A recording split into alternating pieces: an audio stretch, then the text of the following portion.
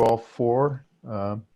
Item 1 is July financials. Item 2 is August preliminaries. Item 3 is cash flow. And item 4 is budget variance tracking.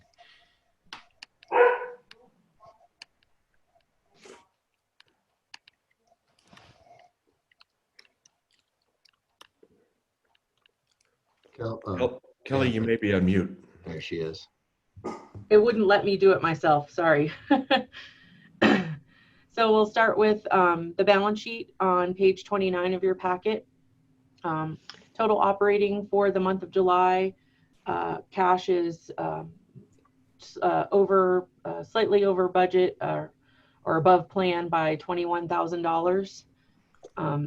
And that's really the only note I have on the balance sheet, except for the fact that you might notice the balance sheet actually doesn't balance right now, but it's just normal for this time of year because we haven't closed June yet, and we normally don't do that until after the audit is approved. So once June is closed, that will balance again. But unless there are any other questions on the balance sheet, I'll move on.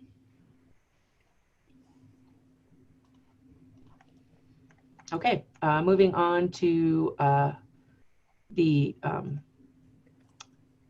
revenue account by fund.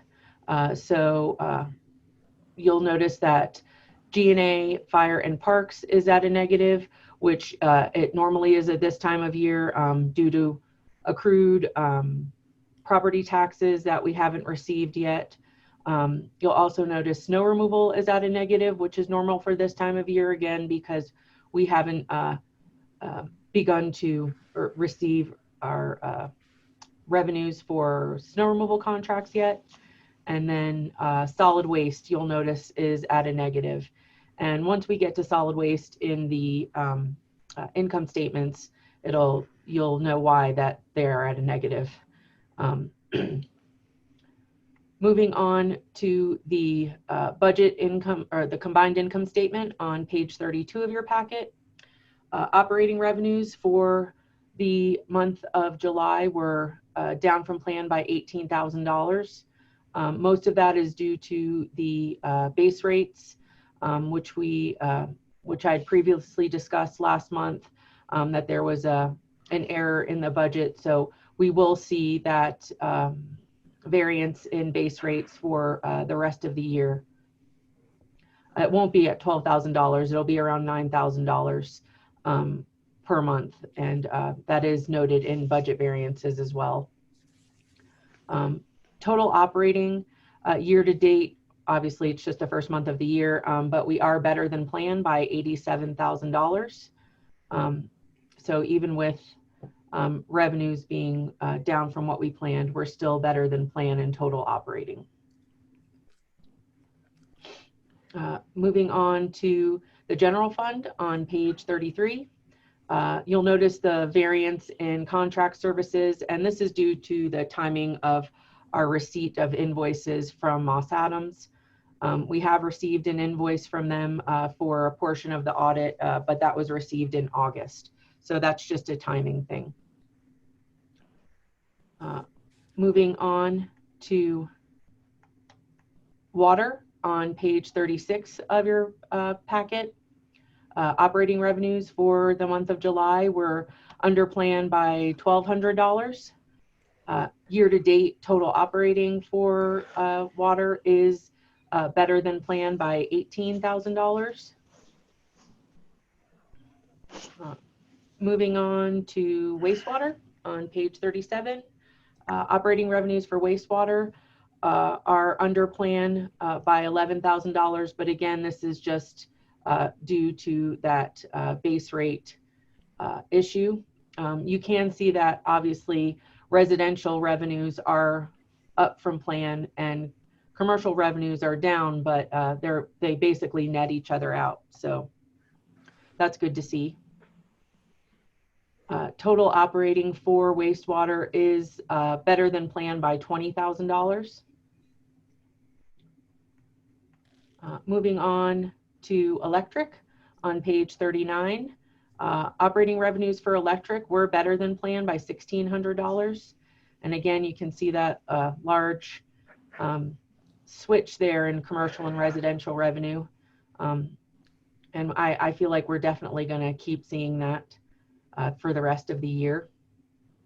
Total operating for electric is better than plan by $35,000. Moving on to propane on page 42. Propane revenues were down from plan by $5,200, but again, we see that savings in cost of goods sold, so they net each other out. And we are better for total operating in propane by $21,000. And then moving on to solid waste on page 43, you can definitely see this large variance in operations and maintenance.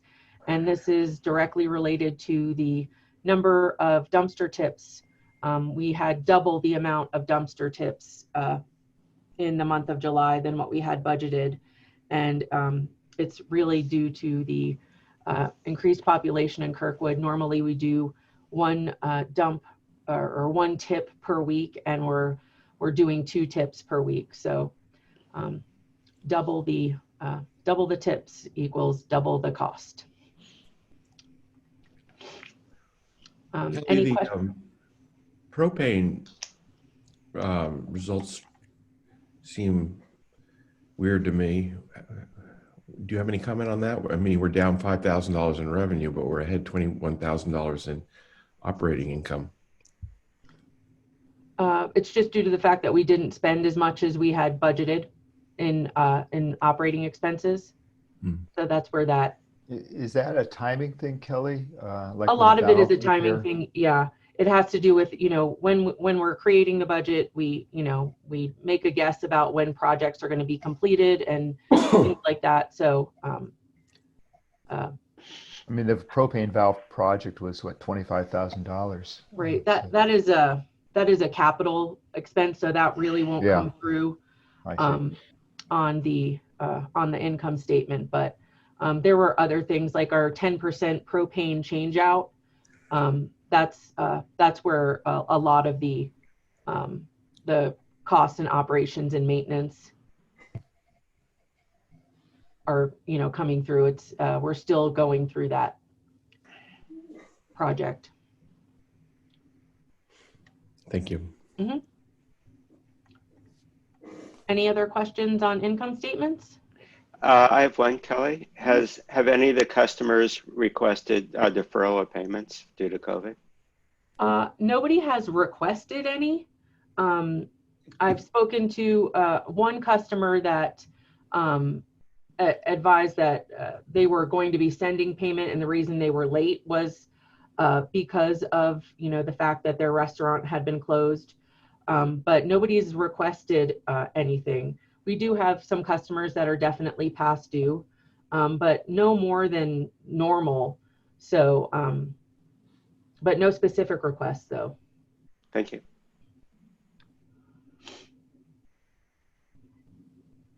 Any other questions?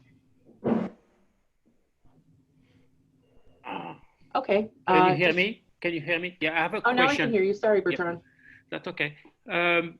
So it looked our assumptions are off because of the new reality we are living in, with more residential activities and income and less commercial. So do we have to live with that until the end of the fiscal year, or could we try to see what the true number are going to be now that we know this reality? I don't think there's going to be a change in occupation of the valley for this year based on the current situation of COVID, and commercial is hoping to resume for this winter. I don't know if it will happen, but if it has happened, it should actually be more in line with the expected number. So yeah, we don't. Once the budget is adopted, it's adopted. We don't make changes. Yeah. Yeah. But I think along those lines, I had a similar thought in that once we know what the resort is doing and maybe whether they're going to make snow or they're not going to make snow and all that, it might be nice to see if we think we're going to be hitting any of those sort of negative revenue scenarios, so that we can, make a conscious choice about what to do and what not to do. I don't want to change the budget, but I do think that a projection, several months from now might be a useful thing to do. That's exactly my point. Yeah. We're tracking that in Finance Committee. We do have that to come back to Finance. We discussed that in there. So, and that kind of lives in the cash flow as well. The cash flow is more of a living document than what the budget is. So we can make adjustments to what we think the cash flow projections are going to be. And that's where we can really make those kind of projections, is through the cash flow.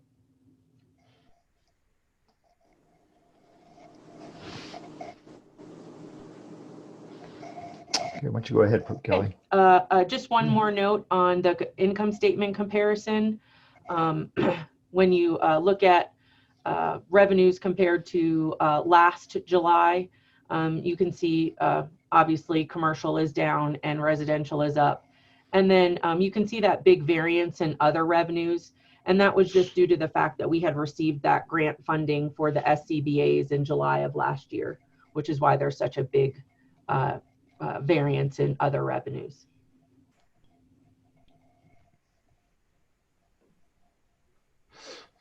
Okay. I just want to point out that Matt Jones sent out a message to everyone saying they are in fact planning on doing snowmaking. So thank you, Matt. Great. And Eric, you need to be one sheet further, unless we're going to go back to the balance sheet comparison.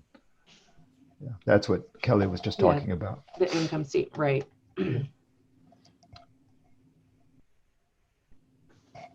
Any questions on income statement comparison?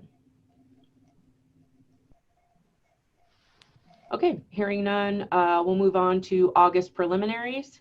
So operating revenues for August, these are actuals. You can see in the base rates there the variance of $5,000. And again, for the rest of the year, it's going to be right at about $9,000. There was a correction that came through in base rates. So you can expect that variance to be right around $9,000 for the rest of the year in base rates. But even still, operating revenues were better than planned by $1,100 for the month of August.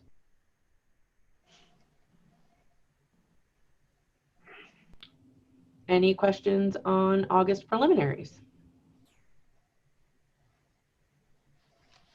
It amazes me actually that the variance in revenue, given the circumstances, is only $1,100 different on over $500,000. That's pretty amazing, actually. Yeah, I definitely our residential revenues are definitely saving the day. Yeah. Okay, moving on to cash flow on page 47. For the month of August, we ended total operating cash at $2.7 million, which is $230,000 better than planned.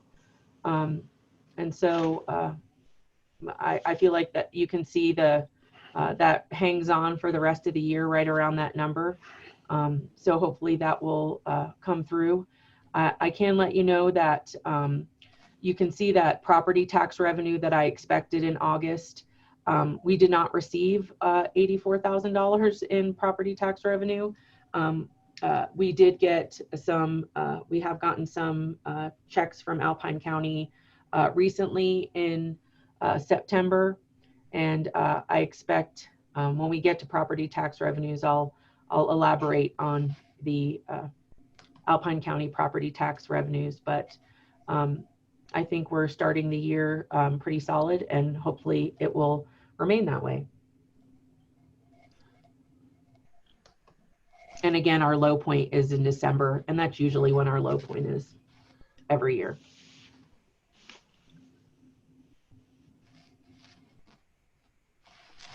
Any questions on cash flow? Okay. We'll move on then to budget variances. So you can see the wastewater base rates. That is the total impact for the year, right at $108,000. And then you'll see, obviously, the solid waste dumping fees through July at $10,224. And directly related to that, obviously, solid waste salaries and wages, a variance of $2,500.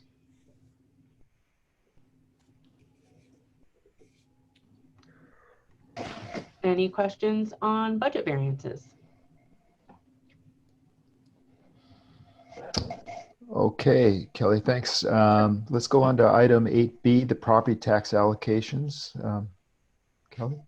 Okay. And I guess, oh, I'm sorry. And I think alongside these, we received 2 resolutions that we need to consider. Right. And those are for the interfund loans from electric. Right. So property tax revenues, if you look at the total amount that we received or that we expected to receive, was at $808,000, which is about, almost $50,000 or $40,000 less than what we had normally expected. I have gotten word, not from Alpine County, but from our auditors, that we are going to be receiving another $56,000 from Alpine County. When Alpine County gave me their final, what I expected to be our final apportionment numbers, I expressed some concern that it was a lot less than what we had received over the last 6 years. And the girl that I was working with at Alpine County said that it might have to do with our TOT taxes because we hadn't received those yet. But upon me speaking to her and saying, voicing my concerns, apparently she decided to do a reconciliation of some kind and found that we were owed more. And originally she thought it was going to be around $40,000. Turns out it's $56,000. But again, I still haven't heard directly from Alpine County. She has only been communicating with our auditors about it.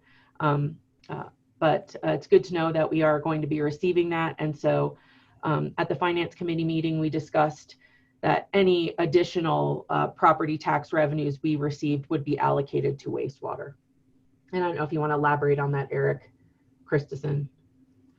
Yeah, the only thing I would add to that is we made certain assumptions in our rate study of how much property tax based on the last 5 years we were going to allocate to water and wastewater. We are not reaching either threshold in water or wastewater, predominantly due to the timing of electric property tax calendar year versus fiscal year. This is not an abnormal amount for us. As you can see, there's much higher amounts, but the way this hit in the calendar versus fiscal meant we didn't have as much money to put towards water and wastewater as we had assumed in the rate study. So therefore, Finance Committee concurred with staff that any additional property tax that was received due to the mistake by Alpine County would be allocated to wastewater, since that's where we're going to be spending the money right now.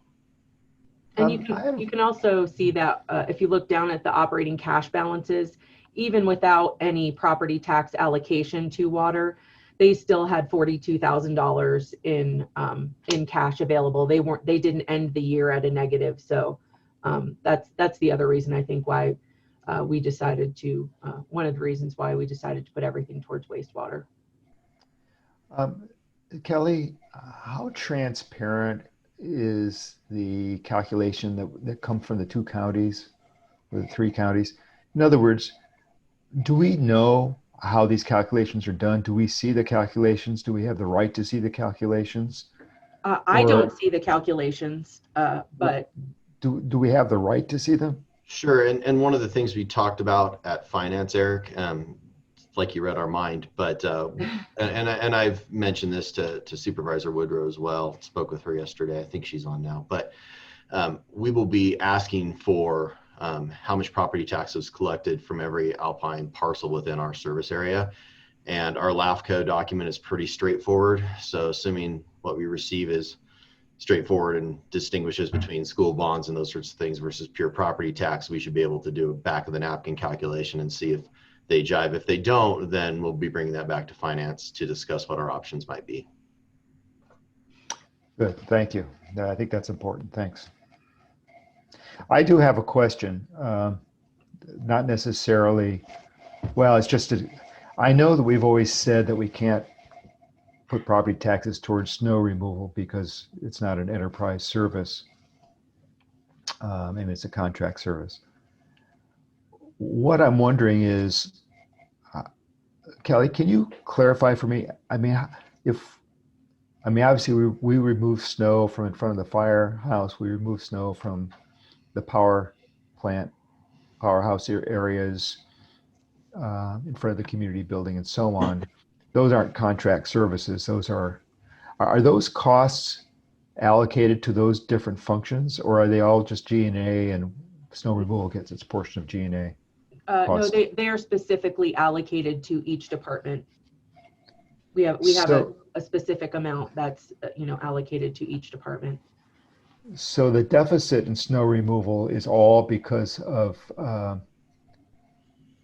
basically our contract services didn't cover the costs? Correct. Okay, thanks. That clarifies. Eric, I guess in my mind, it also brings up the question, given the fact that there aren't that many new properties over this time period, whether we were shortchanged in fiscal year 2017. Yeah, Bob, I had the same thought. I mean, I've heard of situations where counties had, not intentionally, but had miscalculated for a number of years. And when the public agencies that didn't get what they were supposed to do, I mean, they were able to go back and get at least some of that back. Now, it would be interesting because that is an interesting dip. Same with FY16 and FY15. Nancy has her hand up. If you're ready for public comment, Eric. Sure, Nancy. Yes, sorry. Public comment anytime. Thank you. Nancy. Is there any kind of limitation on how far you can go back? Many years? Or is it unlimited? I believe there is a limitation. I don't know if it's 3 years or 5 years, but I believe there is. This is all from experience here in the Bay Area. There is some limitation. I don't know what it is.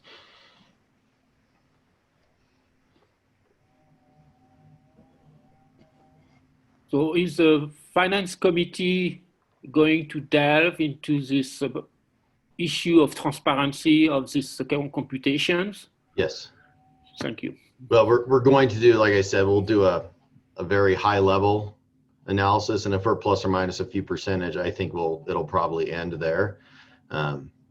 Beyond that, what I would say is that Alpine County did a transition right in the middle of the staff change too, which made it even harder for them. They did a transition between accounting programs, so that's also another issue, switching from one to another. So we'll look at this, bring it back to finance, and if anything looks anomalous, then we'll go to what our next steps might be and make recommendations to the board.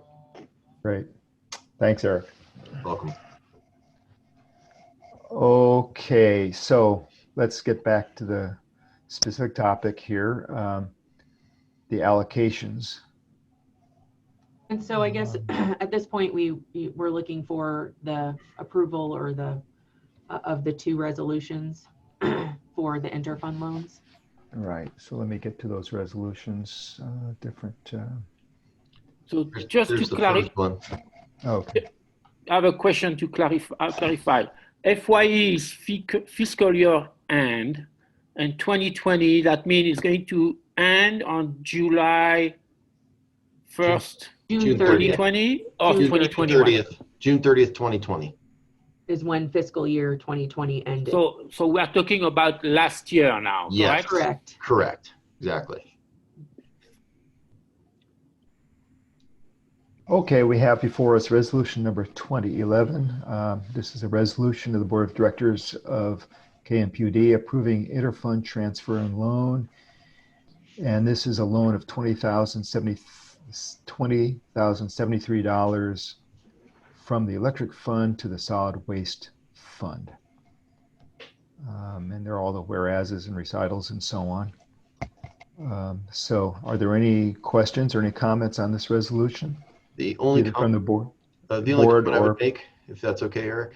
Sure. Sure. Is if the board does decide to adopt the mandatory ordinance, which is currently being kicked around operations, this would become an enterprise fund, and therefore we would be able to use property taxes in the future should that become a mandatory service. So just something to keep in the back of your mind, that this may be the last time you ever see an interfund loan, depending on the board's pleasure relative to that. Great. Thank you. And of course, these loans come with a requirement to repay, a plan to repay, and that's described in item 4 of this resolution. Okay. Are there any comments from the public or anybody raising their hands? There's a lot of people on. I have to scroll a bit. Bear with me. None that I'm seeing. Okay. May I have a motion to adopt resolution number 2011? This is Bob. I move that we adopt resolution 2011. And is there a second? Yes, Dornbrook seconds. Okay. Peter, may we have the roll call, please? Sure. Rickert, Aye. O'Grady, Aye. Epstein, Aye. Perot, Aye. Dornbrook, aye. It's unanimous. Okay, thank you. And then we have a second resolution. This is resolution number 2012. Resolution of the Board of Directors of KMPUD approving interfund transfer and loan. And this is between electric and the snow removal fund.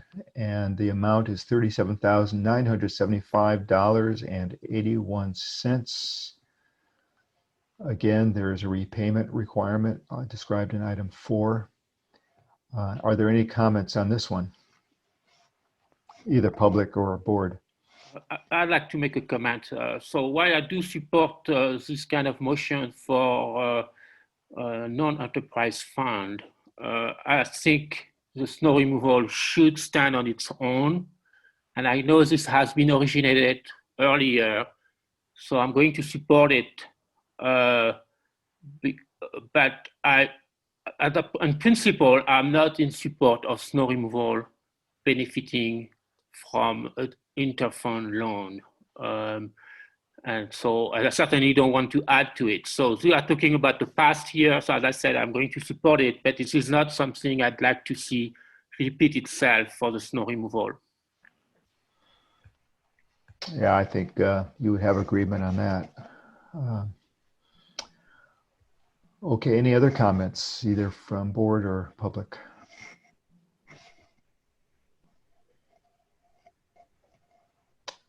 Hearing that no hands are raised, I'll entertain a motion to adopt resolution number 20-12. So moved. That's Standish moves. Is there a second? I'll second that motion. Rickert, roll call, please. Rickert, Aye. O'Grady, Aye. Epstein, Aye. Perot, Aye.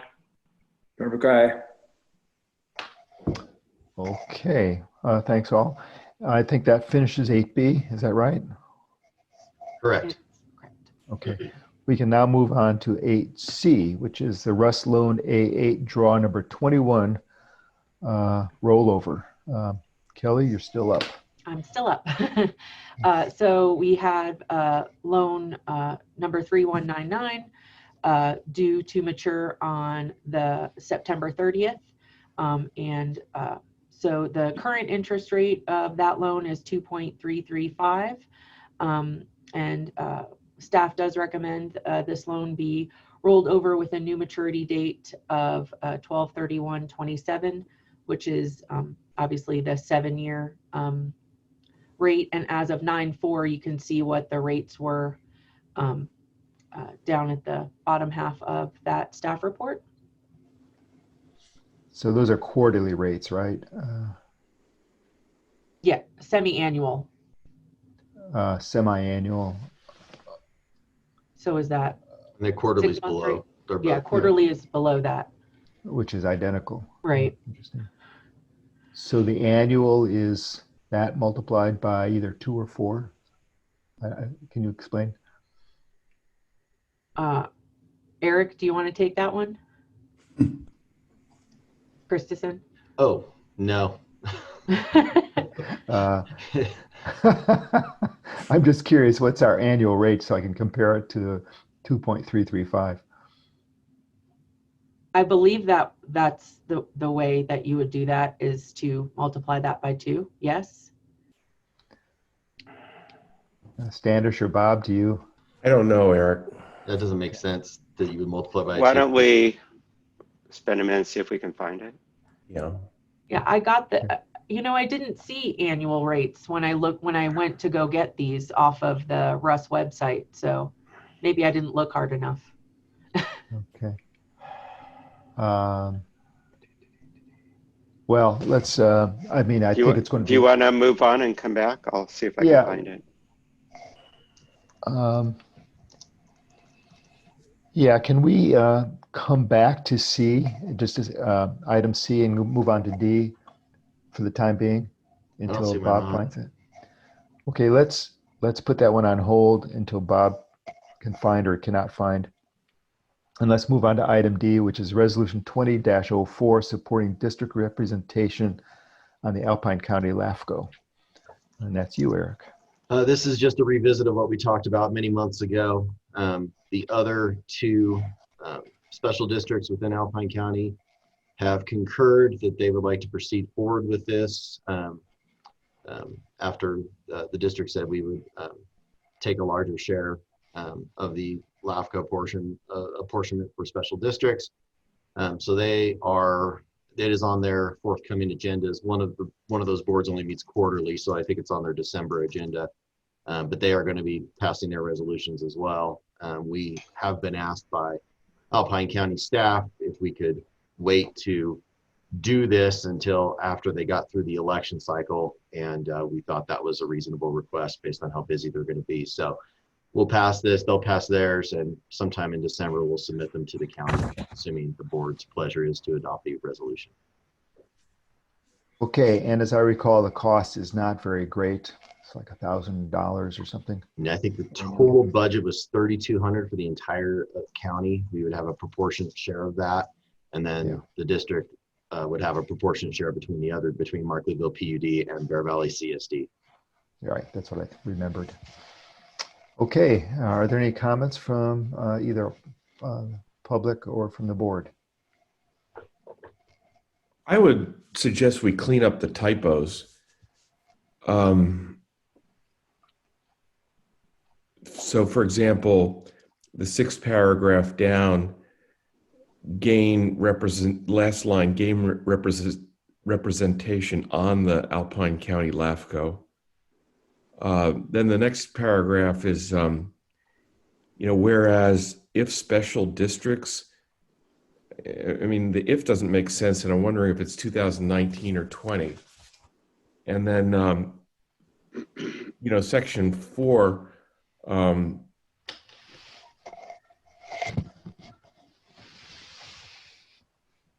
the board president is authorized to vote, I think it's on behalf. So should somebody proofread this, or should we, what should we do? This was a cut and paste directly from CSDA, so we can definitely make any minor verbiage changes that would satisfy the board. So CSDA has this sloppy language? This was cut and paste from CSDA. It's disappointing. Well, I think we can adopt the resolution with the sort of as amended to correct the typos that have been noted. Are there any other comments? Christensen, substantively, did this conference call occur in July of 2019 or 20? 19. Thank you.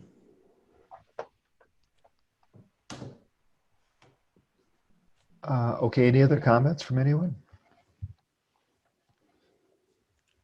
If not, is there a motion to adopt resolution number 20-04 with the variety of typos noted, corrected? Thornbrook, so moved. Okay, we have a motion. Is there a second?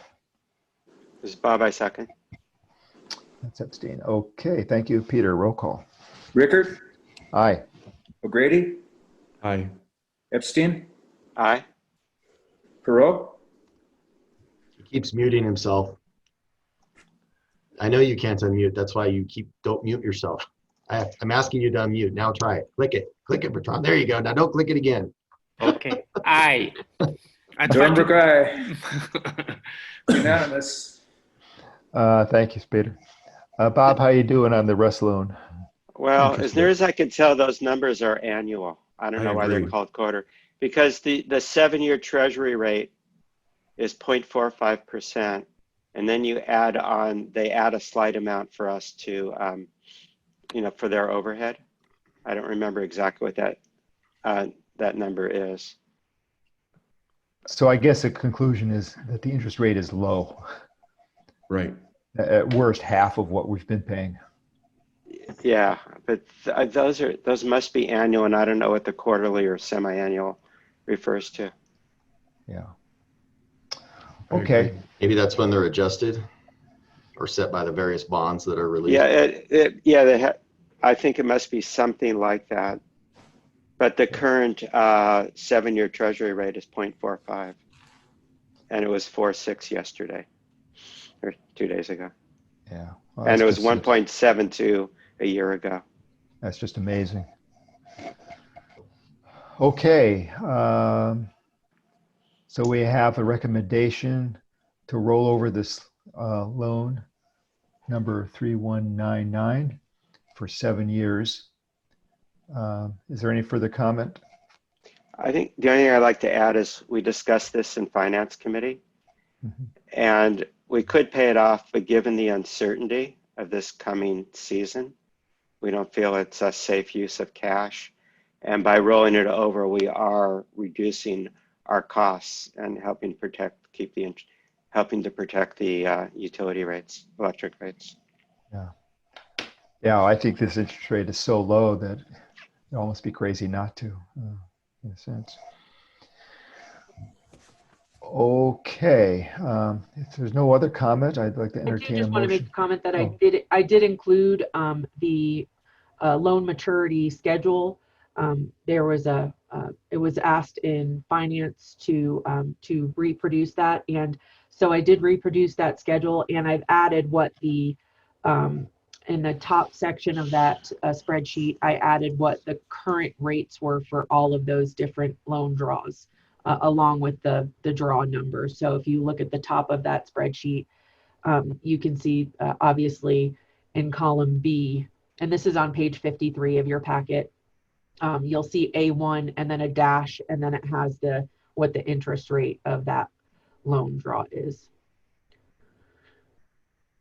Okay, that's great. Thanks. That's very useful.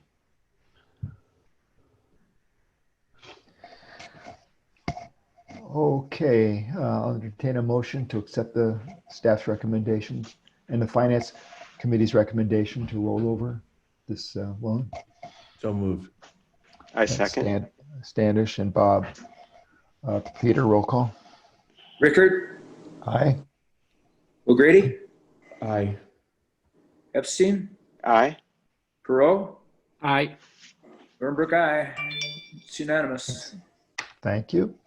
Okay, let's move on to item 8E, Resolution 20-07, approving application for per capita grant funds. Eric. So this is a grant for which I applied in late 2019. We were advised that we were allocated our proportionate share in 2020, which totaled $177,952 with a 20% match of the total project. And it's for parks and recreation projects. So the first step basically the first step in the process is to pass the attached resolution. 2000-7. And all that does is designate me as, actually my position as the signatory authority for any application project submissions we may make. This resolution does not, and I repeat, does not, and I swear I'm going to get the question anyway, obligate the district to apply for or use these funds. It just lets us sign for the grant applications.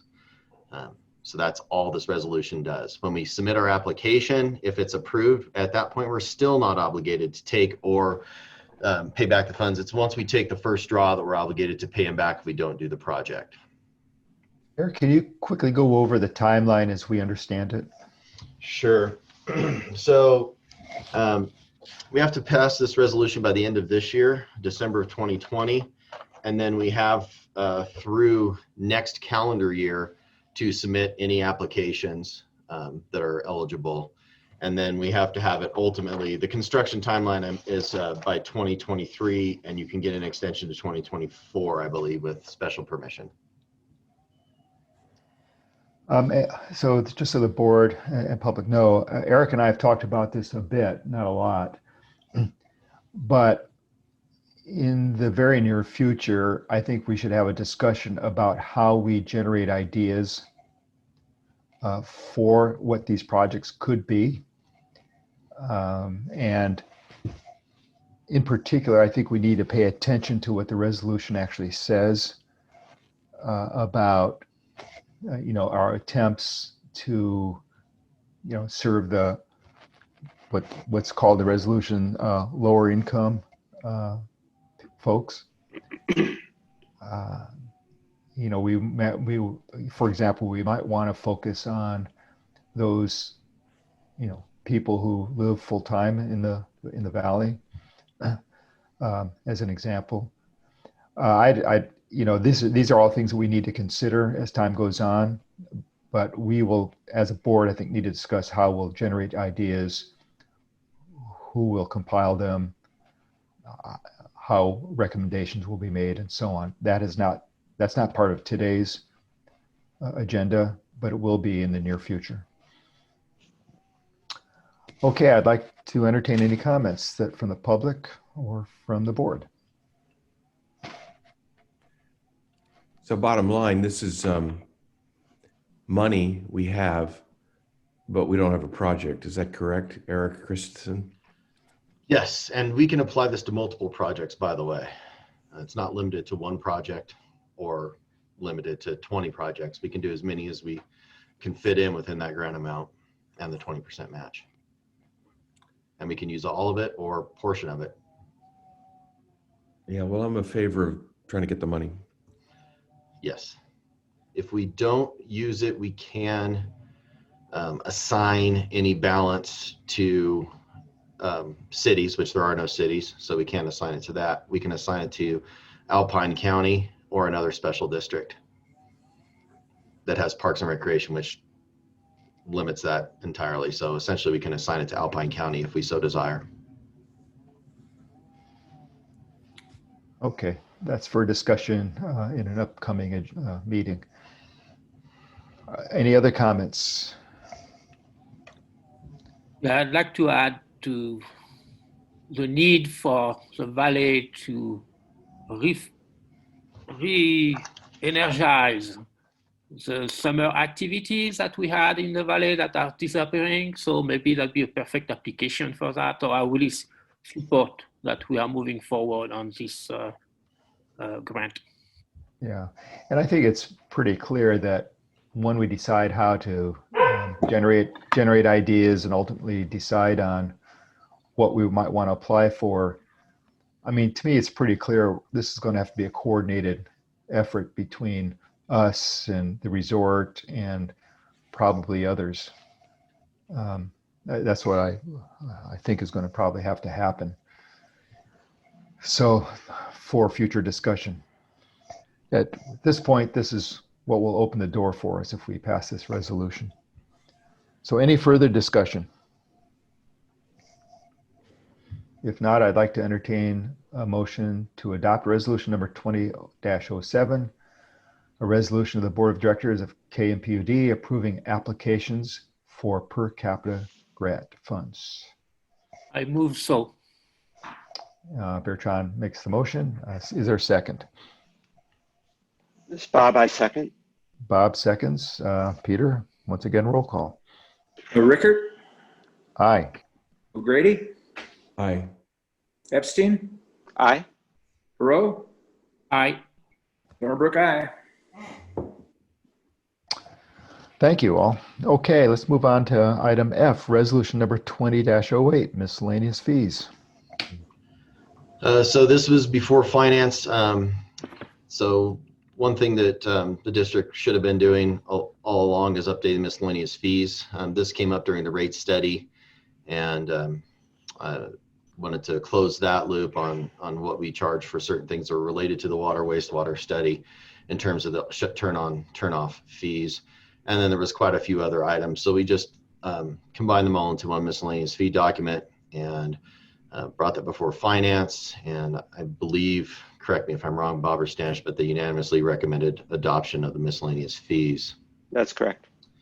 So one thing you'll note here is there's some new fees if they have an asterisk next to them. That was one of the requests. So I'll run through these if you like, or I can just entertain questions on anything.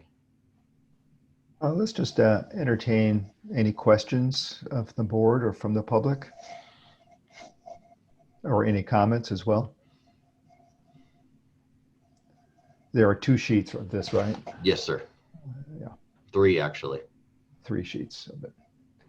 Any comments? I have one, but I'll let others go first.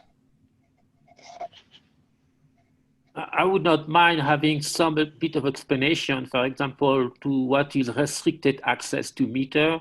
Sure. Yeah, that's and just let me know if there's any others. So restricted access to meter is if a customer has impeded our access to our meter. This basically allows us to charge them if we have to go out and get, after they've moved their stuff for regular meter reading or maintenance. So, if someone piled a bunch of junk on top of their water meter, or, parked a fifth wheel in front of their propane meter and we couldn't get to it, having to go back and deal with them. That's really what that would be. Thank you. You're welcome. Was there another one, Bertrand? No, not the one. I was just wondering what it was exactly. Yeah. Okay. I wonder if we should have another fee, though, that's come up from time to time.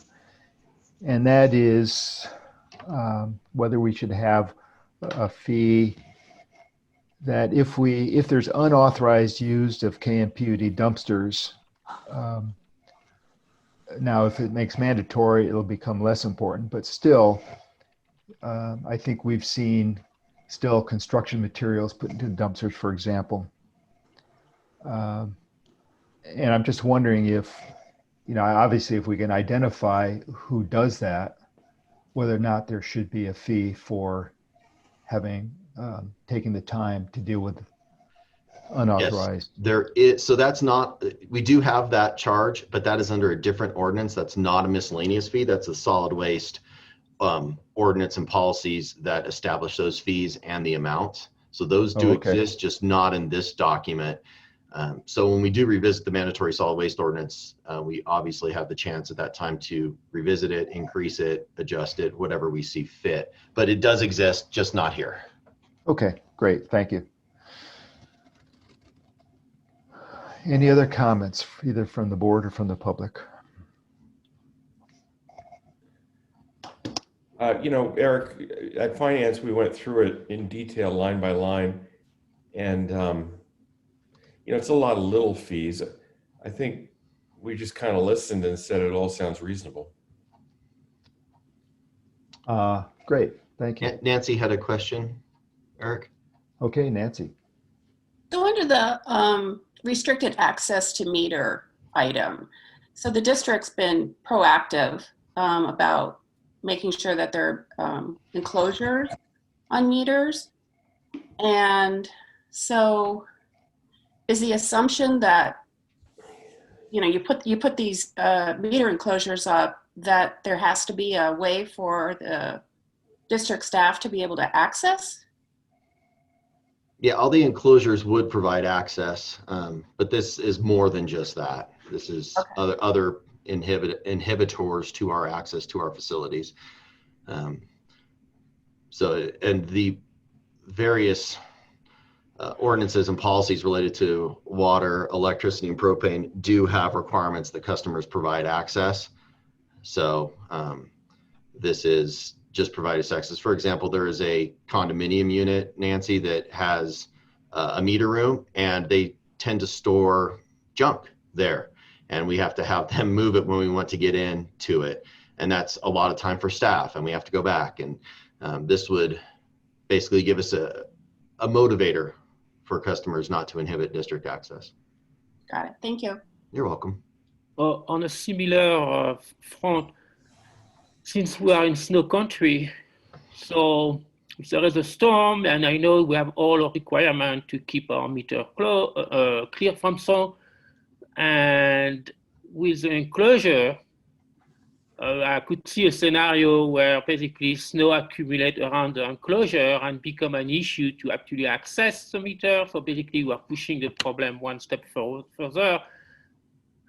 Is there a timing? I mean, should we formulate what's expected, what's reasonable from behavior from the customer, so people know? Because would that fall in a restricted access situation? It would fall into that, but I don't, there's a little thing called common sense that I try to apply to these. And if we just had 6 feet of snow and I can't get to a meter, if the customer is working with us, there's not an issue there. This is really more of nuisance protection, not really snow. My snow would fall into this technically. It would not generally be used for that. It'd be used for other sorts of impedances to our access.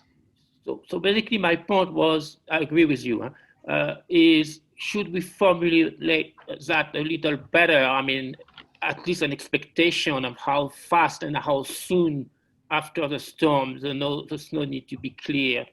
If people wait 3 months, that's a problem. If it's just the day after the storm, I don't think it's reasonable to, and I don't expect we would, but right. Should we formulate that? I would rather not try to write an ordinance to the minutia and 37 scenarios that could be. I would, I think we can exercise judgment on that. Obviously, if it's an emergency situation and we need to get into something and it's blocked by snow and the customer's not there, we're going to go in and remove it. We're not going to charge them because it's an emergency situation and they weren't there. That's not reasonable, I don't think. But I don't know. We could write a policy 13 pages long about what we do for impeded access. I just don't know that that's conducive. No, I think your comments are sufficient. I appreciate that. Thank you. You're welcome. Any other comments? If not, I'd like to entertain a motion to adopt resolution number 20-08, resolution of the Board of Directors of KMPUD adopting miscellaneous fees and charges as recommended by the board and as recommended by the Finance Committee, by the staff, and the Finance Committee. Dornbrook, so moved. Okay, thank you. Is there a second? O'Grady will second it. Spanish seconds. Roll call. Rickard, Aye. O'Grady, Aye. Epstein, Aye. Perot, Aye. Dornbrook, aye. Okay, we now move on to item G, which is an update of policy statement number 140, commitments. And Eric, is it okay if I make an introductory comment on this? Absolutely. So this was my thought that I brought to the Personnel Committee. It came after I'd spoken with several of the newer community committee members, asking me really what was the role of committees, what should they expect when they go to a committee meeting, what is their status on the committees, those kinds of things. And it was interesting as I thought about it, when we established these particular committees about, 9 or 10 years ago, the committee membership has actually been rather stable, a little bit of change here and there.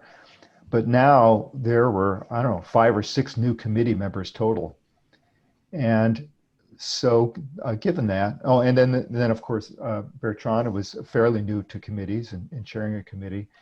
So I just thought that it would be a good idea to spell this out a little bit more in our policy that deals with committees. And that's what this is intended to do. So we discussed it at our personnel committee meeting. We went over some possible changes. We had some time to think about it. And what was sent out as, I guess, an addendum, because the original, what's in that packet, the original packet is actually an earlier draft. So what was sent out by Kelly the next day is what we're recommending. So we need to, which I guess is what you have up on the board, on the screen now, Eric. Correct. The correct one. Yes. So that's the background of this and why it's done. It was to acknowledge that we have now, and I hope we continue to have fresh folks coming in, whether it's from the board or from the community, and to provide some guidance about roles and committees and operation of committees and so on.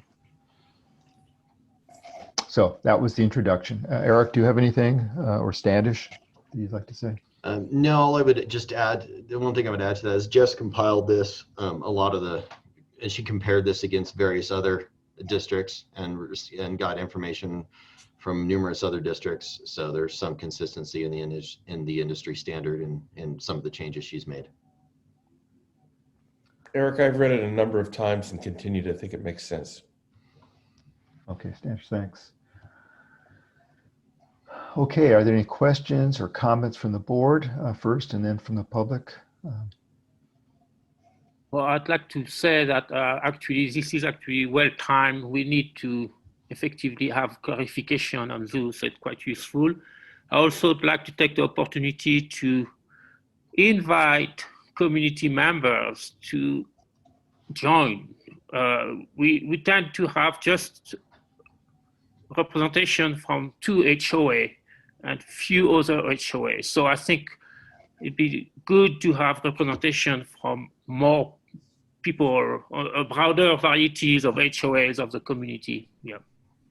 And I think to that point, we do currently have, I think, at least one community position open on each committee. I will say, just historically, that when we first created these, we had a limit of 3 community members.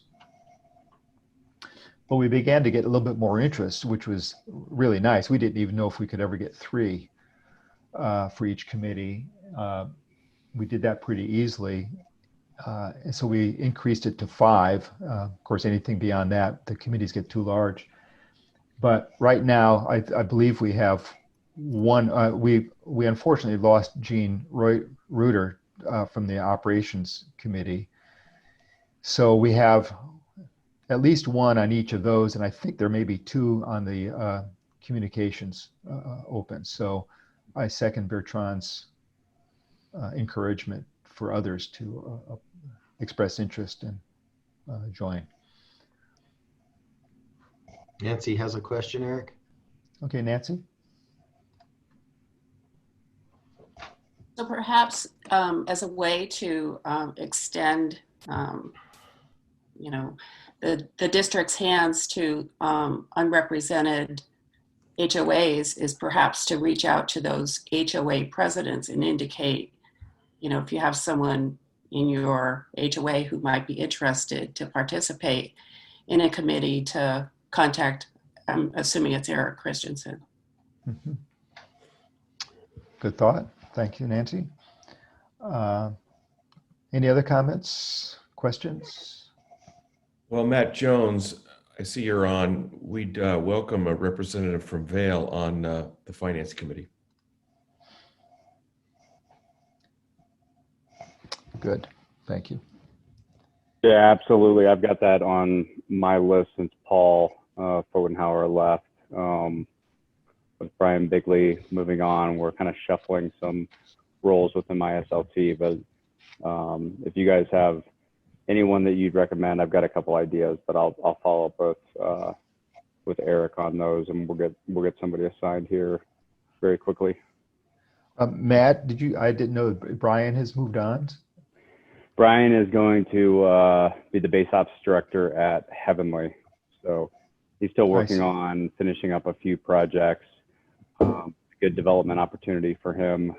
Just take on a little bit more scope and gain some additional experience. And we got a pretty good slate of candidates internally. So I feel good about the transition, but it's some big shoes to fill with Brian's experience. But he's just down the road and has offered to continue to help and with the transition. Well, thanks. But my point here is that opens up a spot on planning as well. So I'm trying to reshuffle between the board seats that he had and Paul had and committees, just trying to reshuffle that within my team. Okay, thanks. Thanks for paying some attention to that. So at the last meeting, I'd like to add, we had a representative from VEL, which is Daniel. Voilà. Thank you. Good. Glad to hear that. Okay, any further discussion on this matter? If not, then let's see, is this a resolution? I can't remember. Is this a resolution now, or is it just an acceptance of the policy? It would be the adoption of the policy statement. Okay, may I have a motion to adopt policy statement the revisions to policy statement number 140? Dornbrook, so moved. Peter moves. Is there a second? Second. Bertrand seconds. Okay, roll call, please. Rickard, Aye. O'Grady, Aye. Epstein, Aye. Perot, Aye. Dornbrook, aye. Terrific. Let's move on to item H. This is health insurance. This is enrollment in Aqua JPIA medical insurance, and it's the adoption of the updated employee handbook. We've already taken the action we needed as far as enrollment goes, right, Eric? We just that is correct. So this is just the second step in that process. So as part of our enrollment with Aqua JPIA, there were certain things that had to be changed to comply with their policy. I would also note that the changes made herein make us eligible for their incentive program. So that's another percentage reduction in our cost by complying with all of the various things such as mandatory enrollment for employees, paying for 50% of, did I just lose? No, it's not Peter. Sorry, Peter. I thought I lost you, but somebody else came in with iPhone. So basically all the changes to the employee handbook have to do with complying with Aqua JPI's requirements and getting the incentive. I did also add a previously approved item from the board where we changed floating holidays and set holidays since we were making changes to the employee handbook anyway. So staff would recommend that the board adopt the resolution for the new employee handbook. So Eric, on page 107, under holidays, you've redlined out 3. I think you need to clean that up. It says 3 holidays, but you list 5. Gotcha. I see it. Should right here. And I think it should all be 5 if you're listing those 5. Yes. And then on page 109, what is EAP and should you define it somewhere in the document? It's the Employee Assistance Program. It's something we provide for all employees. I don't know if it's defined or not defined anywhere else in the document, but if it's not, I will go back and look, and if not, I'll add a definition of it. I couldn't find a definition, but thank you for that. No problem. Yeah, most of the edits begin here on page 109 in this section. And Eric, am I right in remembering that you told the Personnel Committee that the Aqua JPIA folks reviewed this and made some suggestions, and we've adopted their suggestions? That is correct. They reviewed it multiple times because we made, Personnel Committee, and we've made quite a few changes over time. And So yes, they've reviewed it multiple times, and it satisfies them. The one question I had still, just see what you guys think, but on page 112 of the packet, at the bottom, this has to do with the retiree benefits. And it's clear that it says the district will contribute an amount equal to 50% of the retiree-only premium for the least cost plan for which the retiree is eligible. That's clear. Is it clear enough that that is not paid for each and every person in the family who's eligible, like a spouse? It's just paid once? I mean, yeah, so this is, that doesn't say that. It says how much we will contribute, which limits us to 50% of the retiree-only premium. They could have 18 people on their insurance. We only contribute 50% of the retiree-only premium, no matter the cost they're incurring for their insurance. That's just and by saying the retiree only, does that make it we clear pay enough? 50% of the individual, basically, plan of the least cost individual plan. But this is the verbiage that Aqua JPA uses everywhere else and what they recommended we use. Okay. Alrighty. Any other comments, questions, either from the public or from the board? I move adoption. Okay, Standish has moved that we adopt the updated employee handbook. Is there a second to that motion? Typos corrected. With those typos corrected, correct. Is there a second? I will second that motion. Rickert will second that motion. Peter, roll call. Rickert, Aye. O'Grady, Aye. Epstein, Aye. Perot, Aye. Dornbrook, aye. Great, thanks. Let's move on to item I, performance reporting and aquifer levels. Hello, Brandy. Hi. Unmute Brandy. There we go. Hi, good morning. Good morning. Morning. So we have 2 months of performance reporting here, and we'll just run through those. If we take a look at electric first, for the 2 months of July and August, we show a 3% and an 11% unidentified system losses for those months. That takes us to a 6% year to date, and that is about on track for this time of year, with our goal being 12% for the year.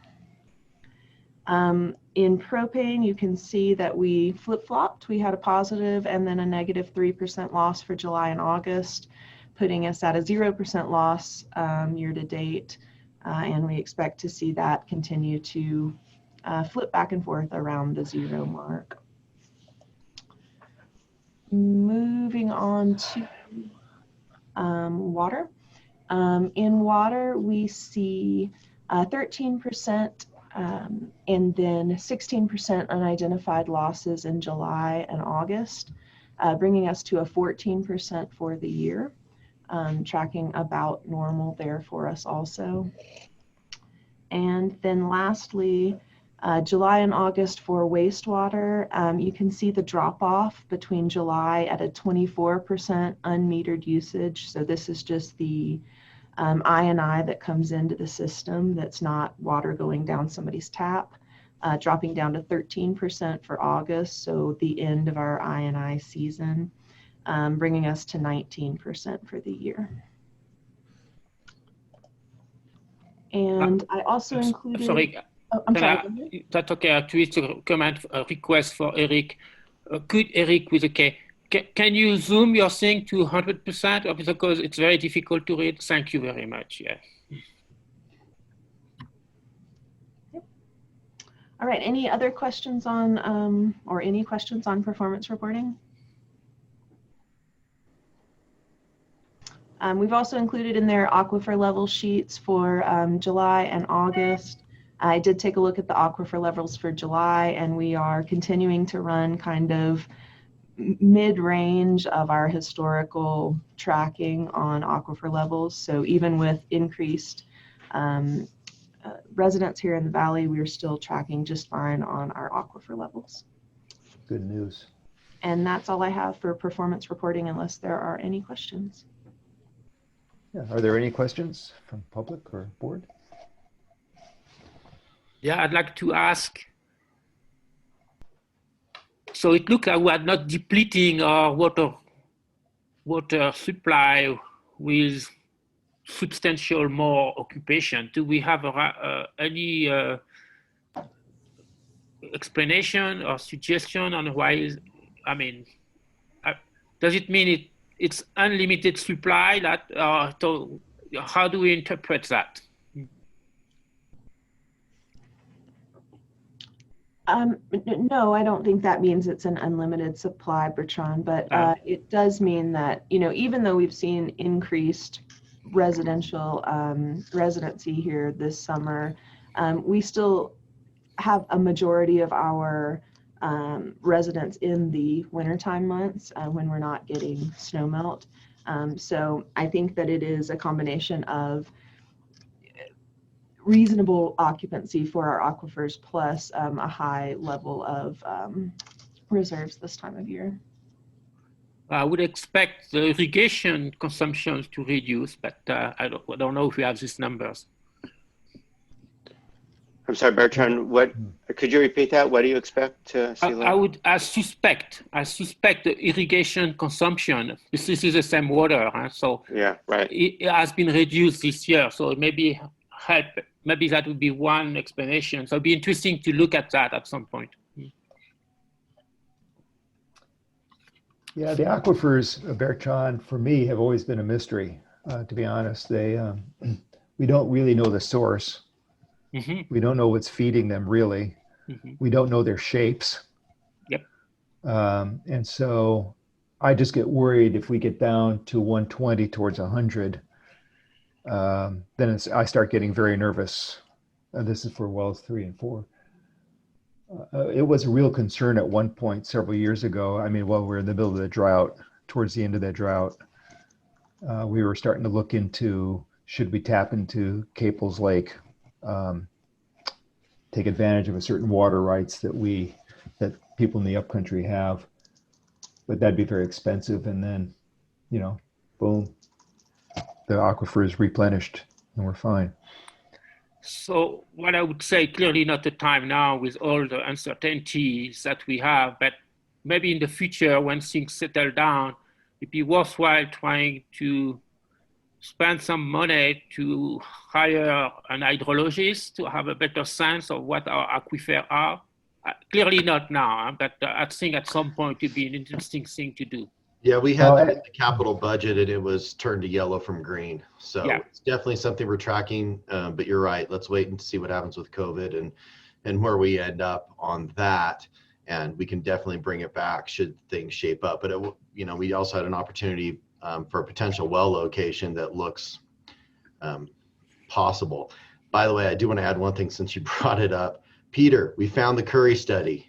Oh, great. Great. It was not, well, let me rephrase. Rick found the Curry study. Give full credit where credit's due. It was awesome. Not where you would have expected it. And we've shared that with our hydrogeologist that has been helping us out, talking about a new potential well location site. And that's who we'll use if we decide to budget for it next year or make a change if things turn around. Could you scan it and send it to us, please? Yeah, I think we scanned it, right, Rick? Yeah. So yeah, we can send that out. Sure. Is Dr. Curry still alive? No, he's long dead. Oh, okay. That's what I was afraid of. But our hydrogeologist his boss actually attended Curry's classes. So there's some familiarity. Oh, really? Yeah. Wow. So amazing. He told us exactly where to drill wells 4 and 5. I mean, he pinpointed them, and they were successful in the first try. So that's really good news. Yeah. Great. Okay, thank you. Thank you, Brandy. Let's move on to item J, which is consider adoption of resolution 20-09 authorizing emergency repair work to the district powerhouse to remedy a broken pipe and or fitting and other work. Eric. Sure. Just for the benefit of the community, I know the board's been kept apprised of this, but we were running the powerhouse during an emergency, and we ran out of ammonia in the system. It turns out our tank gauge was broken. Upon filling the tank, we had the ammonia pipe basically was broken and leaking. And fortunately, although it did spill on the powerhouse site, it stayed entirely within our secondary containment. It did not go off site, so our system worked well. It went into a secondary containment storm drain that sends it to two 500-gallon tanks, and it was well below that amount of ammonia spilled. So we had Clean Harbors come out and pump out all of the stuff in our secondary containment units, and we would like to make these repairs. The repairs are for what's called a double-walled secondary containment pipe. It's a very specialty niche of construction. I've dealt with these before. Special equipment's required, and it looks like we're going to need to get a contractor to do the work. We don't have the abilities or the equipment, and based with winter coming, we don't have time, and it constitutes an unexpected occurrence that poses an immediate danger if we don't get it repaired. So we recommend, as a result, that we bypass the normal bidding process and retain a contractor immediately to make said repairs, so the ammonia scrubber system can be up and running as soon as possible. And maybe you could just, for those who don't know, explain what the ammonia does. I mean, what part of the system it's important to. Yeah, that's for the Air Resource Board scrubbers, ostensibly. To clean the particulates. That's really what the only thing it's for. Yeah, it doesn't prevent operation of the powerhouse, but we've been running without ammonia, correct. Yeah, it does prevent us from complying with the Air Quality Control District requirements. Right. And Brandy's been in constant contact with them, keeping them apprised of everything, and so far they've been supportive and helpful in understanding what's going on, and they have been made aware the board is considering adopting emergency action. I would also admonish the board that in order to declare an emergency, it does require a 4/5 vote. So a normal majority will not be sufficient in this case to proceed. Okay, thanks. Anything you wanted to add to that, Brandy? No, that covers it. Are there any questions or comments from the board or from the public? If not, I'd like to entertain a motion to adopt resolution number 20-09, a resolution of the Board of Directors of KMPUD determining the existence of an emergency and authorizing emergency repair work to the district powerhouse to remedy a broken pipe and or fitting and perform other work. Dornbrook, so moved. Thanks, Peter. Is there a second? I'll second it. Okay, Standish. Okay, roll call. Rickert, Aye. O'Grady, Aye. Epstein, Aye. Perot, Aye. Dornbrook, aye. Okay, thank you. Let's move on to item K, the propane electric meter protection. Brandy or Eric? So there's a staff report in the packet on this topic. And as you know, this came about from basically from explosions that have happened in our system from propane meters that were damaged or had a leak in the winter.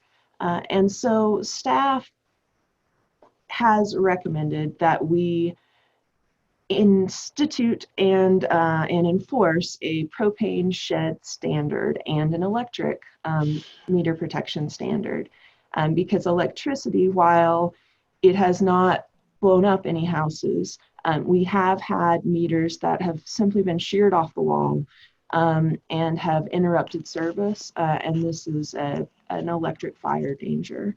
And so we ask we had a shed designed for both situations, and have gone out and done an initial once over of the valley to see what protection we feel should be installed. And these went out last year. We asked 48 propane customers and 8 electric customers to install these protections. And we've had some people that have made the changes that were requested. We've had quite a few more that have said they're working on it. They expect to get it done this year. But we've had some pushback from customers and also some no responses. And so this topic is really just to get the board's consensus on whether we are on the right track here. We are concerned as staff that failure to require this compliance is going to cause additional openings for liability if other conditions like we've seen before exist, and also potentially impact our ability to insure the propane system and offer the service. So we just need to know as staff if we should be continuing down this road. Should we be requiring that these protective structures be built? And if so, should we set a deadline for that? What is the board's direction on how we proceed with the people who would prefer not to or just haven't gotten around to installing these protections? The only thing I'd add is I reached out to Aqua JPIA Council, the one Greenfield, who worked with us on the CSAA/NOIA lawsuit, and he recommended that we do adopt the policy and enforce it so that we would have the protections of the city of Oroville recent Supreme Court decision. You know, Eric, I'd like to start with some unstructured comments, which are that I think I fall in the category of having received an electricity notice and providing no response, at least as of the date that Brandy wrote this memo. Is that correct, Brandy? Standish, I believe you are on the list, but I think you're the in progress one. Oh, wow, I got promoted. But I don't really understand the association or correlation of electricity with propane. And the reservation you're hearing in my voice is, you know, I got this notice about a year ago and wasn't able to, you know, correct my electricity meter citation or issue last year. And Eric Rickert, you know, I'll direct this at you. I mean, you and I went through a redesign of my roof 18 years ago or so with Henrik Bull, and it doesn't shed. The care of the TRA snow brackets and the Bylin roof ice melt system. Yet I'm being asked to enclose my electricity meter. I have spoken with our mutual contractor, Scott Beckwith, and he basically said, look, I'd have to rip off all your rock.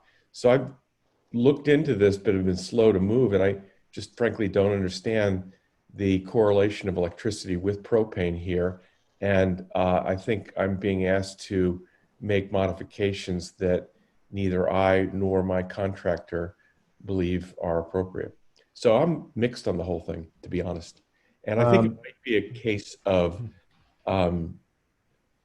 special district or government overreach, at least in the case of electricity.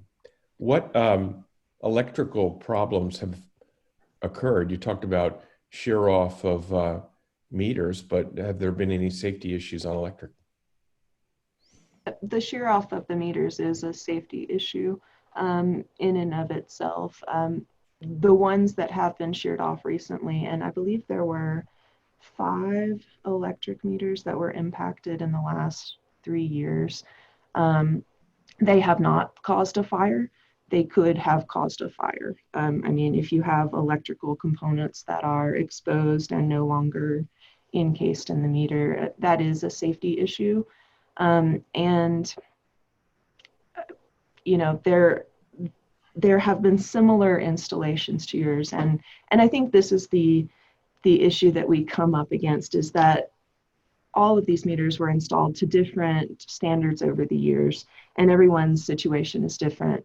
But we have had situations that are similar to yours, not exactly the same, that we've had the issues. And so what we would like to see is a blanket here's the meter protection standard that applies to everyone, and we work our way through the valley, getting everyone to install the same protection. But I agree, I think that is the issue at hand. My 2 cents is I'm for it on propane. I think it's government overreach on electricity, at least in my case. And I don't think you have anybody else who has TRA snow removal, snow brackets plus Byland ice melt system. So I'm not buying in what you're recommending on electricity. I frankly oppose it. I think it's overreach. So I have a comment on fire protection side of things. I've been to 2 of those calls where the meter's been sheared off, and it's not the meter just falling off the side of the house. It's an abrupt event that made it happen. Not to say that debris wasn't. In one case, there was actually debris that caused some type of arcing, and there was definitely a smell of smoke adjacent to the meter above the area where the meter came off. So the potential for fire hazard is certainly there. Further, there's an assumption that we have electricity and the snow melt system and the ice melt system is actually functioning. If it is not functioning, then, you know, again, the potential is there. As you've known and seen, we never thought there would be an avalanche that would strike homes in Kirkwood, and it's happened in at least 3 different homes. So this is Kirkwood, and the potential is certainly there for hazards to happen. So those are my comments. I think there is no protection that are going to protect us from avalanche. I mean, a whole house could be ripped off. So let me make more general comment. So I do support increased safety for the meters. I do have a concern on the process that is proposed here. Several of them, actually. First, the engineering that has been proposed for the meter is very restrictive. I mean, actually, it's beyond what's done in similar situation around the lake. So with other district utilities. So it's really a robust one, which is good. But what my concern is, all of us have meters that have been approved by KMPUD. So I'm fine with new standard for new construction, just go ahead right away. For retrofit, I think we need to have a much more community-friendly approach. And by that, I mean, you know how difficult it is to get a contractor to do a small project in Kirkwood. So the timeline that is proposed here is totally unacceptable, in my opinion, because we just can't make it happen. Actually, I would think that the proper way to do this program would be for the PUD to find a contractor that is going to do the work for everyone. And it's going to, then we can discuss about the cost. That's a different issue. But clearly we need to, if you are going to put this stringent requirement, which is by November 15, 2020, the utilities, all utilities will be cut if you have a propane that has been deemed safe by the staff, not by an engineer. Is really, in my opinion, also overreach. And I think it's going to open the district to liabilities if we do indeed shut off people. So I support the idea of improving the safety things. I think we need to have a more gentle approach, a more supportive approach for the community. Let's find a contractor and see what will be and then discuss of who's going to pay for it. Is the PUD is going to subsidize a little bit of it, since actually all of these meters have been approved by the PUD. It was MU before, but now we basically own it. And so I really don't think that the current proposal is, for me, it's also a definitive overreach, and it's antagonizing the community, which is not what we want to do. So I could go more in detail on the structural element. I mean, for the propane, my concern is I'm asked to build an enclosure that could become a bomb, because that enclosure would have to be still removed from snow. Otherwise, it's going to be not venting properly and propane is going to accumulate. And I'm very nervous about it. At this stage, I felt I was safe with my current situation.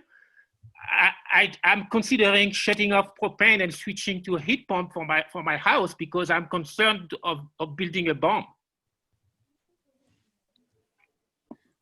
Bertrand, I just want to make a comment that the district did not approve about 95% of the meters out there. Those were constructed and approved, or those were approved by Mountain Utilities.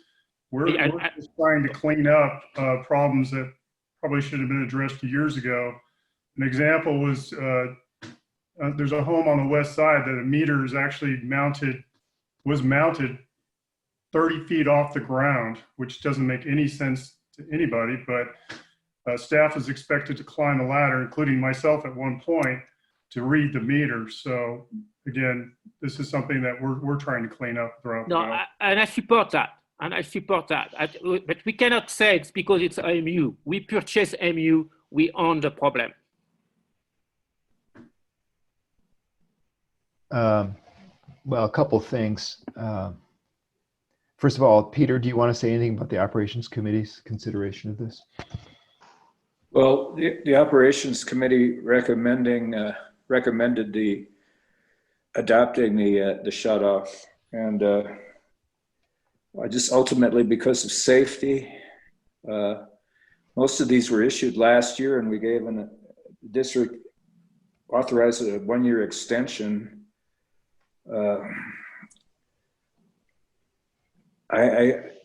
We're putting our employees at risk when they have to go out in the middle of the winter and dig down and fix a broken propane meter. It's dangerous because it's happened several times where they've had to do this in the middle of the winter, and you're basically sticking somebody's head in a container full of propane.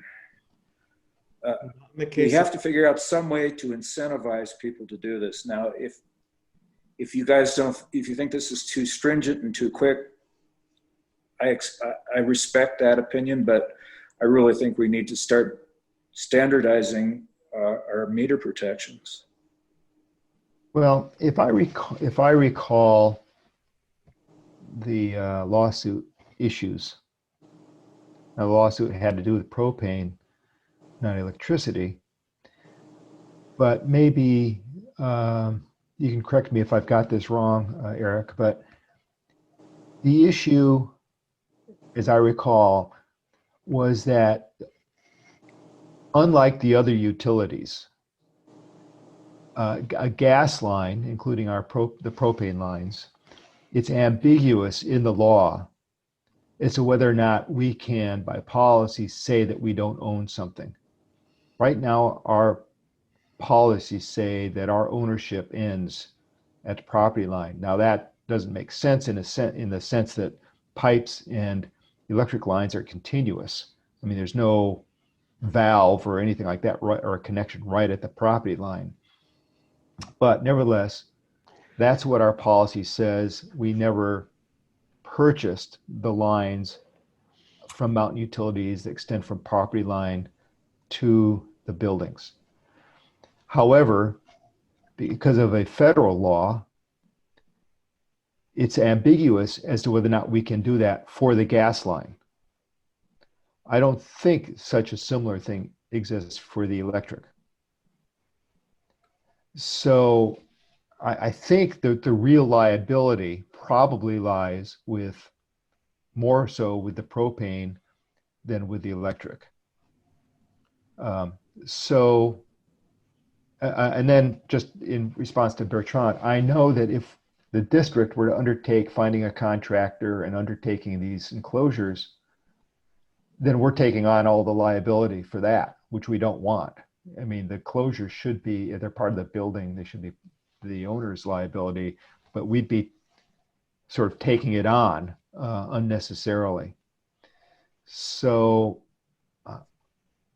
I don't know about the electric. I've never heard of anything with the electric. I believe what Rick is saying.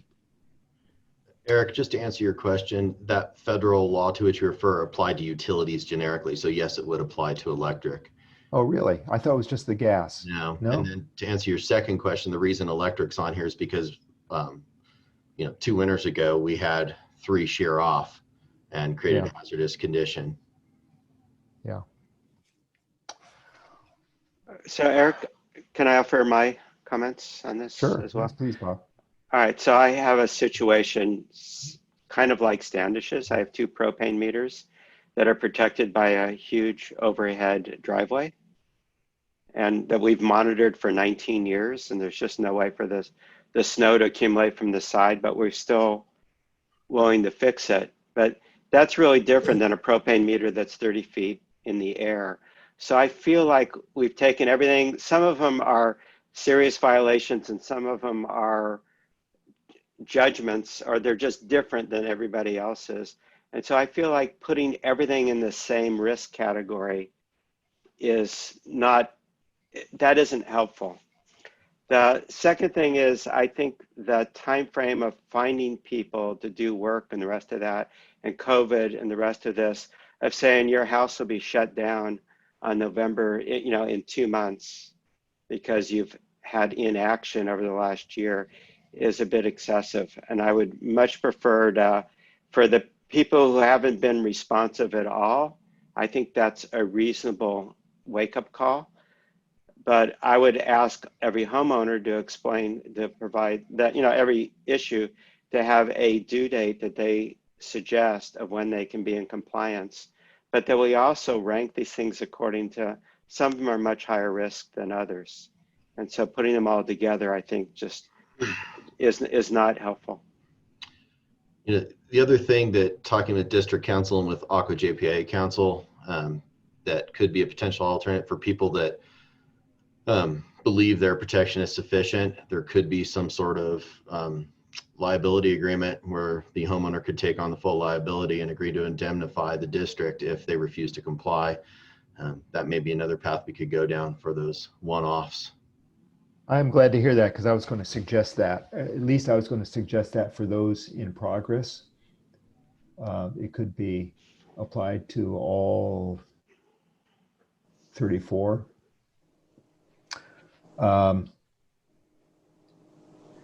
Yeah, I mean, obviously we don't want fire. We don't want loss of life. We don't want property damaged.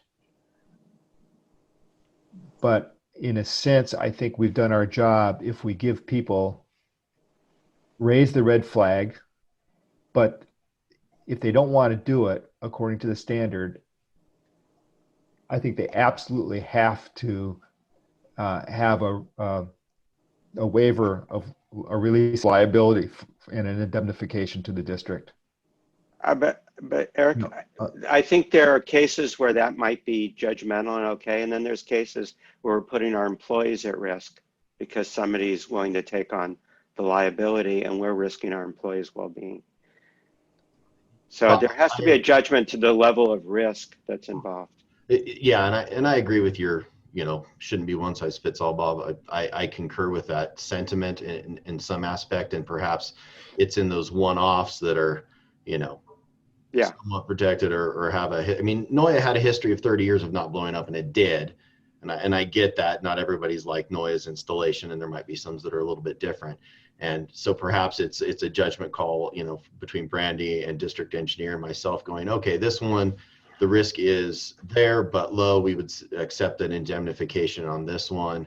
The risk on this one is high. We will not accept an indemnification. I think there's some common sense there. And I that's think what I'm suggesting is maybe 3 levels of risk, and a low level, maybe Standish's electric meter is a low level of risk, and indemnification. Sure. An appropriate response. I think that's a pretty reasonable suggestion, Bob. Brandy, your thoughts on And that? for propane also, I think if we do have people who want to do an indemnification, that potentially we couple that with the requirement that they have a shut-off valve in the road where we can get to it, which on, a lot of places we do have, but on some we don't. And that would prevent our staff from having to go into a burning building propane leak because we just shut it off at the street and stand back. Right. Well, I think we should have the propane stop on every facility, and We did do an inventory 2 years ago, and they're all plotted on Google Maps, the ones we could find. There's some we can't find. So I think that's an absolute requirement, whether they have a compliant meter or not. Well, okay, so what I'm hearing perhaps as a proposal is that people be given the option of either complying, number one, or number two, if their meters fall into a lower risk category, according to judgment by the staff, that they be given the option of signing this release and assuring that there's a shutoff valve at the street or property line. And if it's the high risk, Bob, you're suggesting that they be required to comply? Yeah, and they have to give us a date by which they'll be in compliance. Well, what if they say in 5 years? Is that okay? Well, no, a mutually agreeable date. Okay. But I mean, could understand why the job it reminds is me, bigger. It reminds me of the Yeah. New Yorker cartoon, is never soon enough. Yeah. Yes, that's right. That's right. Yeah. Yeah. So, That's for setting a meeting date. How about never? Yeah, Would that work that's for you? right. could I paraphrase that, Eric, just to make sure I'm capturing this right? Because we're going to try and implement this. So I want to make sure I'm capturing. So we would define 3 levels of risk: a low, which we would offer an indemnification option to. 2 would be a medium level of risk, which we would be willing to give them more time to comply. And 3, an immediate danger, which Brandy and I can attest to. We had one this year that was an immediate danger. The pipe was really interesting, and district staff actually went and redid it because it was that much of a danger and they couldn't get a contractor. So I would call that a high risk. And if they don't comply by this winter, I would recommend that we would go to a shutoff, but I want to make sure that that's, and then and for the people that are just flat not responding, they would also be a shutoff, if I heard Bob correctly as well. So I don't think, Brandy, that would be objectionable to you from a safety standpoint for your propane operator. So I think staff would concur that that's reasonable. So does that kind of capture the thought? I would add one other thing for consideration, and that is the customer's commitment to monitor on the low and medium. Okay. That they would be required to monitor it, because if they're checking after every snowfall, then we're preventing it from accumulating. I mean, that's what we do with our house. That's great, Bob. So I would require that on their part. That's great. As part of indemnification, I would agree with that, because what we do have is we have roofs that accumulate and decks that accumulate sometimes, even when they're actively shoveling out their meter, and those problems might not be able to be seen. So I think if you couple that with the indemnification, that would work. Yeah, because an improper installation isn't just risking that one property. It's risking the surrounding area, and it's risking personnel. Yeah, I would agree. I have a clarification I'm asking here. Shutoff valve. Actually, my shutoff valve is not on my property hand. It is remote from the house, so I'm not sure exactly how many feet, but and it was positioned there after approval of KMPUD of my plan. My plan was checked by the PUD.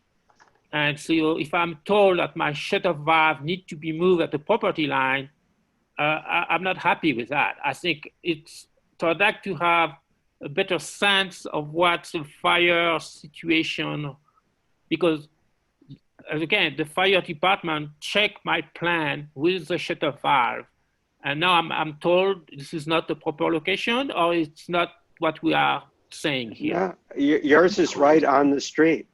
Yeah, No, we just need a valve for your individual property in an area where snow is removed, a dedicated valve. So yeah, so in as the long as middle, it's in a roadway or a Yeah. driveway, so, it doesn't really matter that it's right on the property line. okay, so so it's a clarification I'm asking, and so I want to make sure you word it in such a way that is compatible with what you said. Eric, could I share my screen? Sorry. Go ahead. Let me, I think you can override me, but let me unshare mine first, and hopefully that'll work. You should have permissions, Bob. Go for it. The other issue I'd like to raise that's still also in I the think Bob has the floor here. Oh, Go I'm ahead, sorry. I just want to show everybody that what we've done on Google Maps is for every property, we've identified the location of the shutoff valve. So that, and we have pictures of the area. So in snow condition, in an emergency, we can shut off the valve. There's Bertrand's house, that's the location of the valve. They're all designed to be where snow is cleared so we can get to it. So we have this inventory for every single property, and we know which ones where either there's no valve or it's missing. And I think that's what I would really like to see is completion of that, in the ongoing completion of that project. So we have every one of them mapped. Okay. And they all exist. But anyway, Bertrand, I just want to show you that's where yours is. Well, actually, is it just my house or other house as well? Brandy, I believe they're per house, right? I think mean, that's for, I don't know, because I have a shuttle valve in my driveway as well, which is not on your map. Yeah. It's in the middle of my driveway. And it's not showing up here. Yeah, we only mapped the propane shutoff at the street. Okay. I believe. Brandy, correct me if I'm wrong on that. No, I think that's right. I think that's the main valve from the street. I don't know that the curb stops on here. And remember, we don't own from property line to the house, so we never would have mapped something we didn't own. What percentage of propane customers have shutoff valves versus don't? I could look that up. I don't know it right offhand. Very low, yeah, it's a very low percentage that have shutoff valves.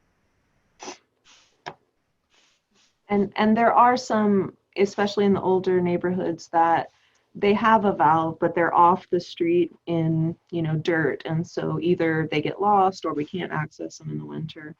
So there's a big project outstanding that we'll need to update our shutoff valves. I have a question because I think we're getting close to a solution here, but for staff, are you comfortable making judgments down to 3 levels? Or, a medium level risk is kind of low risk and high risk seems to me are easier judgments than saying, well, this one is medium. Yeah, I think if anyone's qualified to do it, it's Brandy and her staff. Yeah. The ones. So I just want to make sure that staff is comfortable with 3 levels and of judgment. It's not been unusual over the last year for Brandy and Rick and I all to go out. Rick from a fire perspective, me from a civil engineering perspective, and Brandy from an operator's perspective to review things together. And I think between the 3 of us, I think that's completely workable. Okay, I just wanted to be sure. From a fire perspective, Rick, does that seem reasonable to you? Yeah, I totally agree. And again, this is driven by safety. We just don't want another event to happen. And so I agree with you, Eric. Okay, can we then have a summary of where we are? I have one more thing to add, actually. Okay. So in the event, in the staff report, basically, they are also mentioning they would shut off water if people would not have other system to heat the house on propane. And I also have problem with that because at first I think it's going to open liabilities again because of this judgment call that we have to make. And so my point is we do have invested in the valley in remote meters, and we have algorithms that can detect leaks. So I have absolutely no reason why we should shut off the water in any circumstance because people don't have propane anymore because we shut them off. I think that also an overreach. Yeah, that came from district council because of the potential of propane as our heat source. He recommended shutting off water as well, so there'd be no flooding or freezing of water pipes. So that is from district council. Yeah. So Yeah, does I just go ahead, Bertrand. does having a stove qualify as a heating source? I repeat the question. Does having a stove in the cabin qualify as a heating source? I'm not a mechanical engineer. I can't define the heating source. Yeah. So Brent if we is a can, mechanical engineer, though. So I don't think we should go there. Yeah, I just think that I can understand why the attorney added that, just because if we shut off the propane and shut off source of heat and water lines do freeze and pipes do break, then I think we'd be in for a liability for not using good judgment on that. So I think they'd probably go hand in hand. But in any case, do we have... Reflecting on this, I'm sorry if I'm interrupting you. I am going to oppose anything that results in utility shut off this year. I mean, somebody made the comment that we should be a little more community friendly, and somebody else made the comment that it's been an unusual year with COVID. I'm not going to support a resolution or a motion that results in shutting off utilities this year.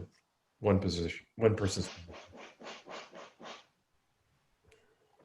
And so what do you think about the high risk? I'm all for rating them high risk, medium risk, and low risk. Just think. But then what?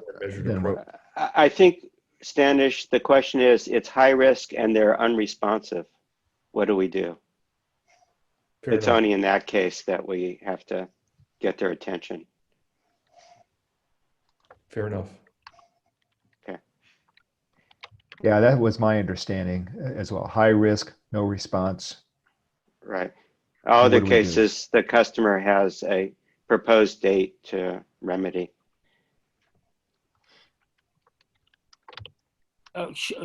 If there is a response and it's not done, I would advocate that we extend the time still. Well, with the indemnification. Yes. So, Eric, do you want to again summarize back what you think you've heard?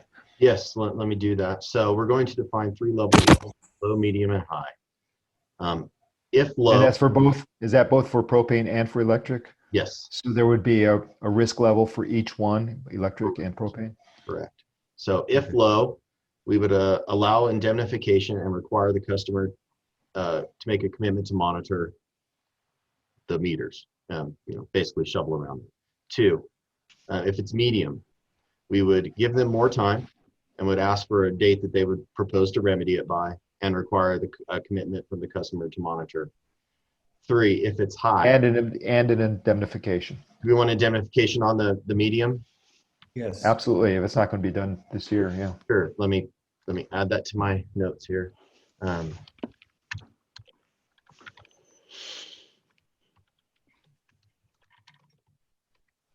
Okay.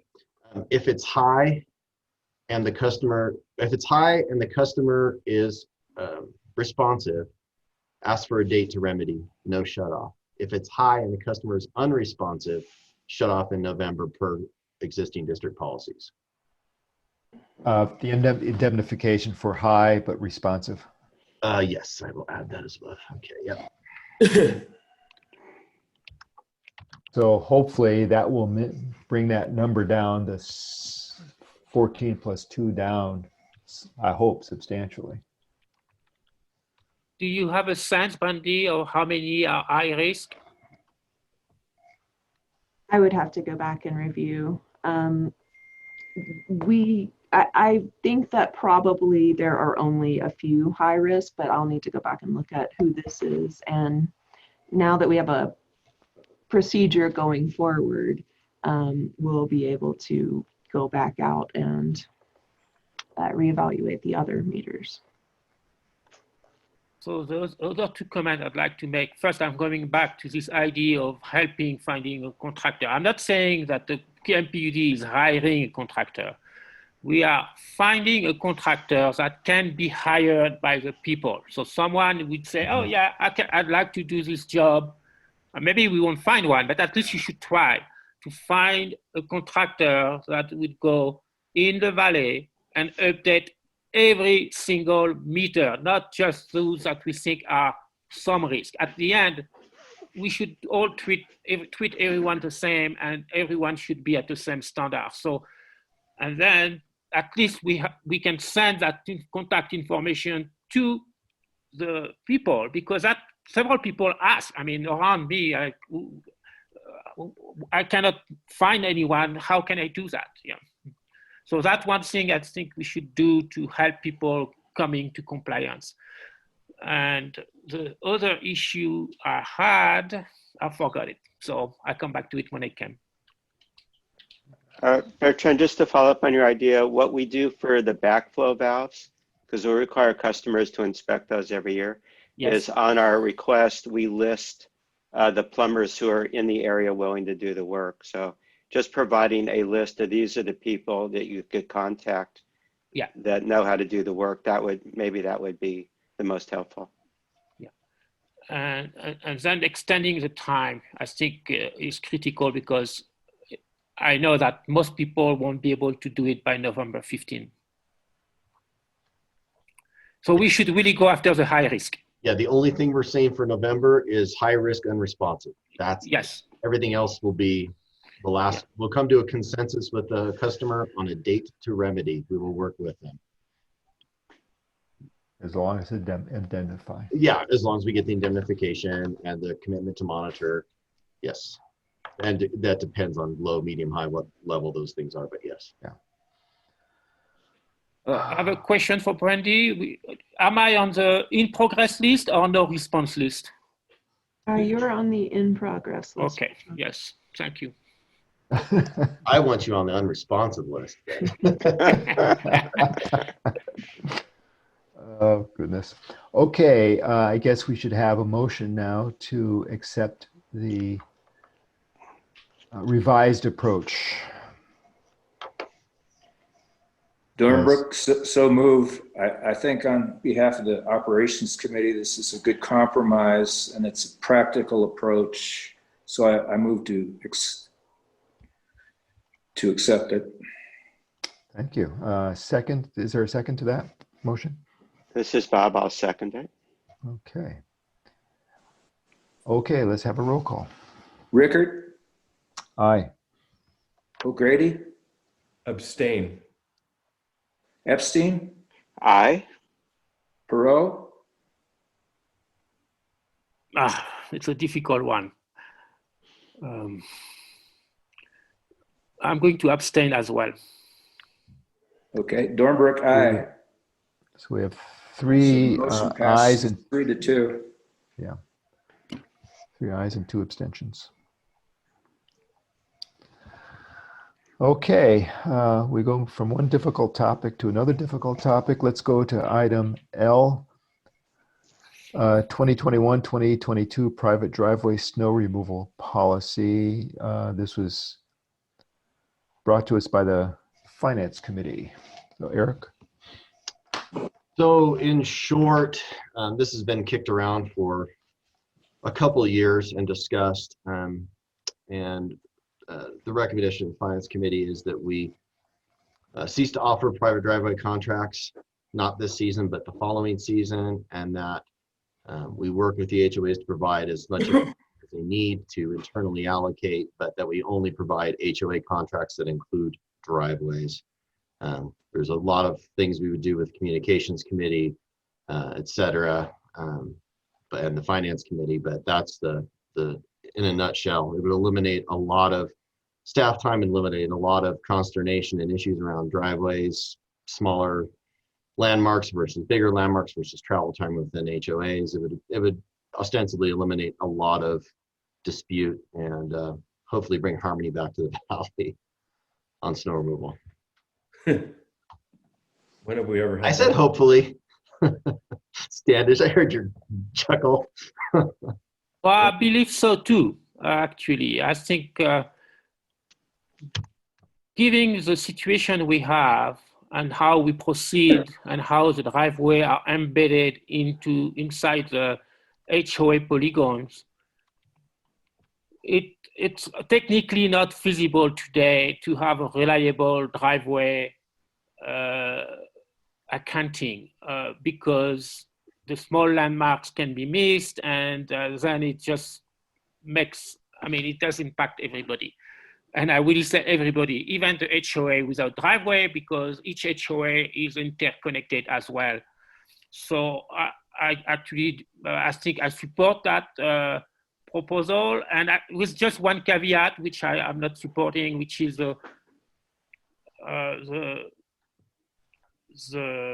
request that the HOA would do the driveway. I'm not sure why we would enforce that. I think the HOA should be joining the program voluntarily, and I think they will, because that's what their homeowners want. They want to be, yeah. Bertrand, I think that's just a wording question. At Yes. At contract time, the HOA would notify us which driveways to plow. Yeah, but okay. So they could say 0 if they want. They could say 0. They can do whatever they want, but Okay. they're telling us which driveways we should plow as part of their contract. Is that the case? I'm totally in support of the proposal, and I think it really would help.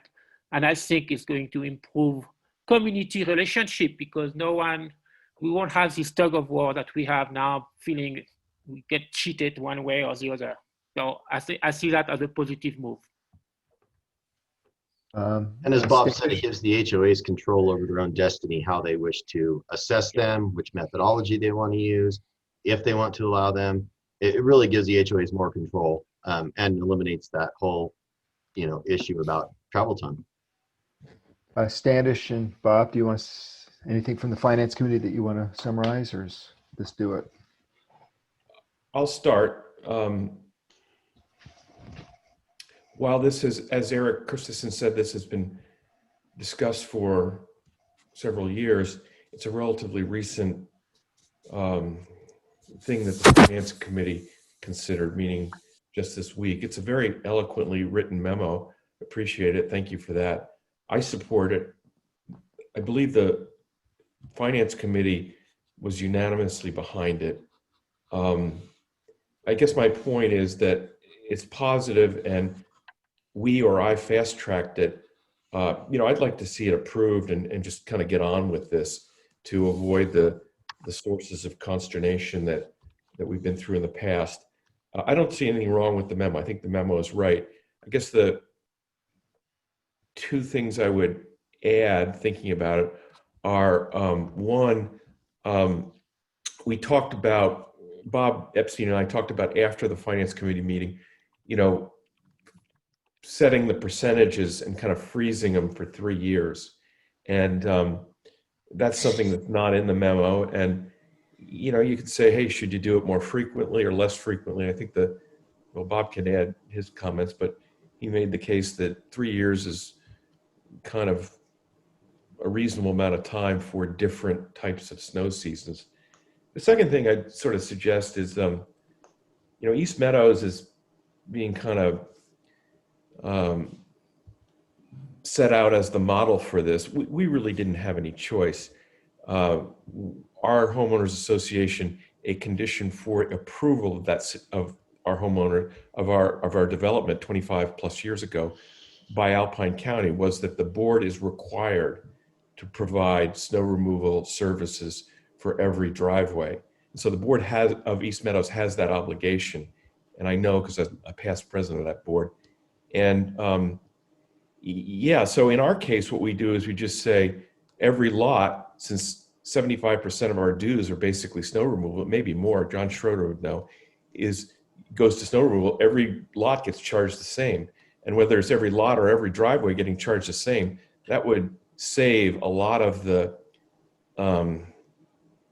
angst that we seem to go through every year, partialing up driveway snow removal costs. And so, as I've said before, You know, in our case, it's every lot pays the same, whether you have a driveway or don't.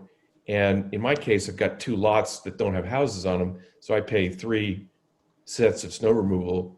And I don't, you know, I knew that going in, so I don't really care. My point is making it all equal is something that I think wise HOAs might consider. Bob, do you have anything to add or subtract? A couple of things I'd like to say. First of all, I think the next step is to get implementation feedback from the 3 most affected HOAs, which are, you know, Palisades, Juniper Ridge, and KMA, to make sure that they understand what it would look like and how it might work, and any implementation difficulties that we might be able to mitigate. So I see that as the next step. I'm hoping we'll have some community comment on that as the next step here this morning. But I contacted Todd McLay, who's the president for Juniper Ridge, and the questions that came back from him, I believe, can be addressed, but they're legitimate questions, and that's why I'd like the opportunity to be able to work with the 3 HOAs before just say this is direction we want to go in, but we want to hear from the 3 HOAs on implementation details, so we're fully informed, and then we could make a decision far enough in advance that the HOA dues could be adjusted for those 3 HOAs to make sure that they're collecting the right amount for their full contracts for the next year. So that's what I would like to see. So you're saying we collect more information before we accept the recommendation of the staff? Yeah, I think this is a directional thing, but the next step is to evaluate what are the implementation details, and particularly with the 3 HOAs. Well, let me ask and you understand those before we finalize it. Let me ask you this: what implementation issues do you think might derail the general direction? Well, I think we've thought through how they could all work, but I would rather, you know, we're passing responsibility on the 3 other organizations, and I would like to hear their direct feedback and not assume that we're so smart, judging our prior behavior in the last couple of board meetings, that we're so smart that we could figure it out in advance. So I would like to hear from them. Yeah, I suppose make sure we thought of them. Well, I agree that we should have those discussions on implementation. I have no desire to change the direction, however. I will just say that right now. And I myself will not vote for any HOA snow removal contracts of any kind that include individual driveway contracts.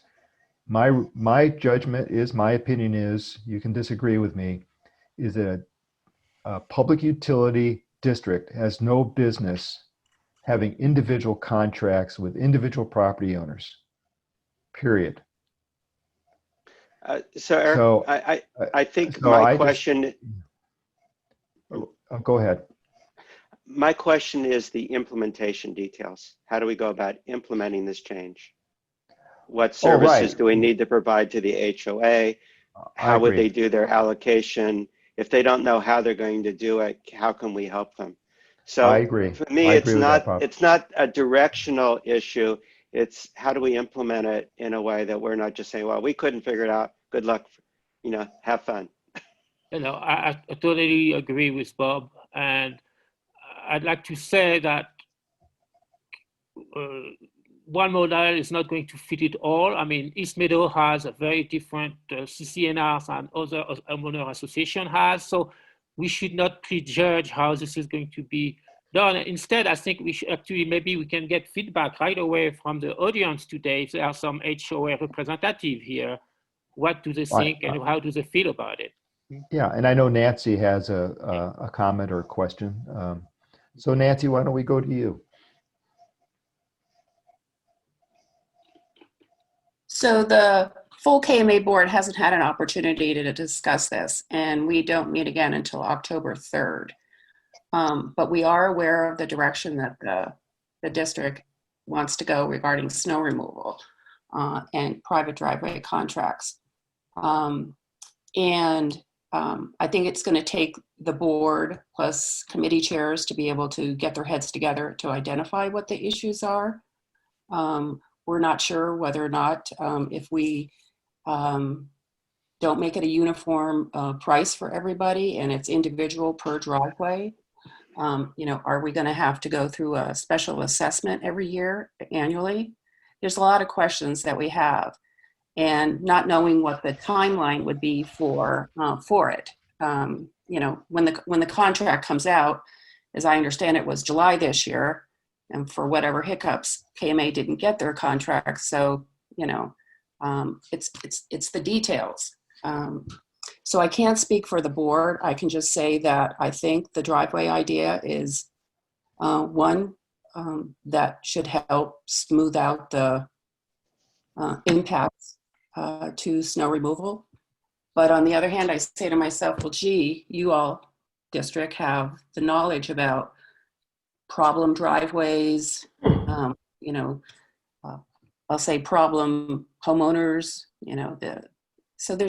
so I agree that there needs to be somehow a discussion, like with the KMA board, or perhaps you put the three homeowners associations that have driveways together, conduct a separate meeting, because I just have a lot of questions on how it's going to be implemented and how it's going to be impacted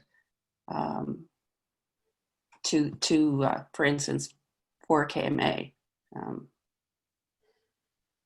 Okay, so Bob and Bertrand would like to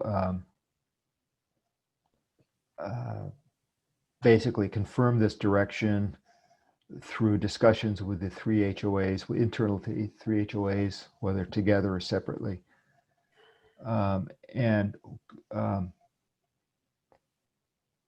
So if we were to do that, could we take action on this in October so that the HOAs have certainty about what they have to work on? Is a month enough time for these HOAs to have some discussions and bring up issues that they might have? Well, are there other public comments? I don't see any other hands raised, but there's a lot of people. Along the lines of Eric Rickard, I am unlikely to support driveway contracts going forward. I completely agree that we should understand better the assistance and that the HOAs may need in implementation around data, past information, the things that Nancy just mentioned, and so on. That is absolutely reasonable. Okay, but you have a couple of hands raised. Okay, good. Who are they, may I ask? Well, Larry Parker's hand is up. I just unmuted Bumer Browner. Karen Goymer Browner. Yes, I'm very disappointed to hear that we are kicking the can down the road one more time. I really believe that this proposal that has been put forward provides direction. And I think there is adequate description in this proposal to work out the details after the fact, after a direction is agreed to. I really think this outlines a direction, and it is the correct direction to go forward in.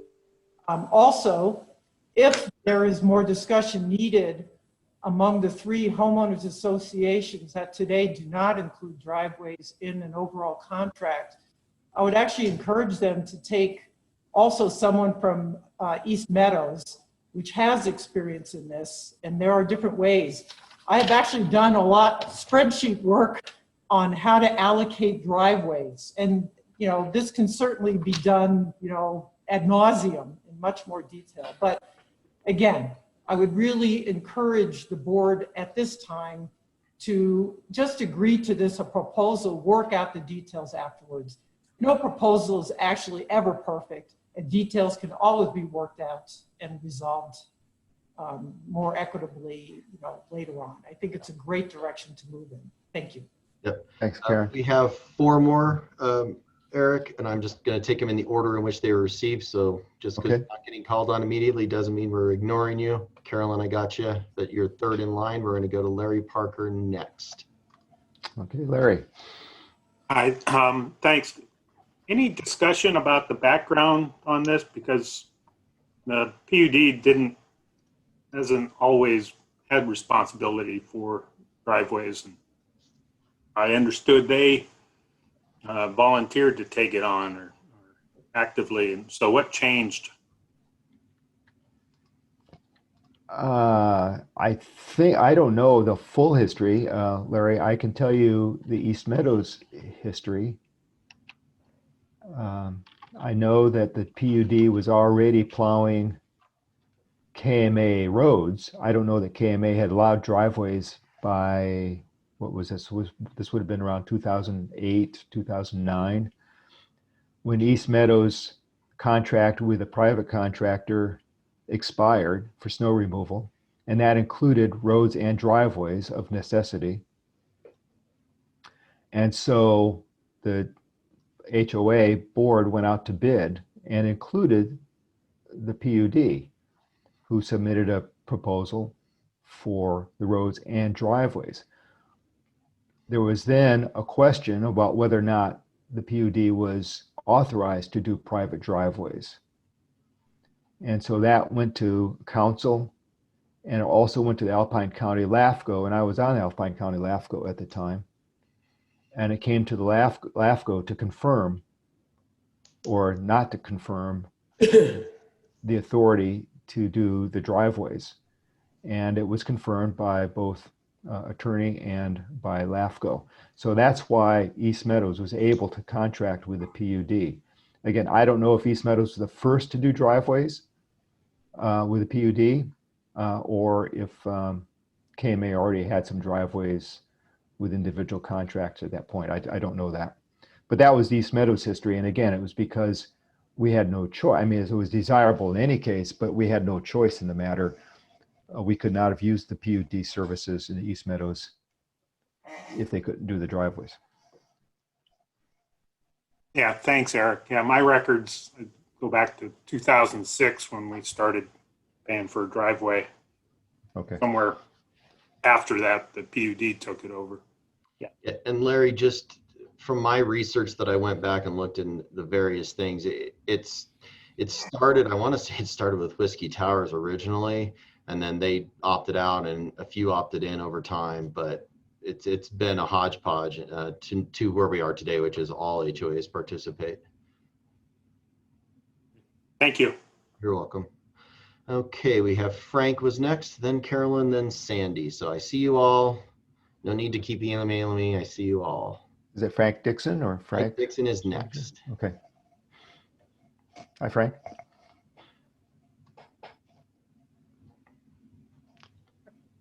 Frank, please unmute. I'm off mute now. So just in regard to the 2 remaining HOAs, apart from KMA, would be Palisades and Juniper Ridge.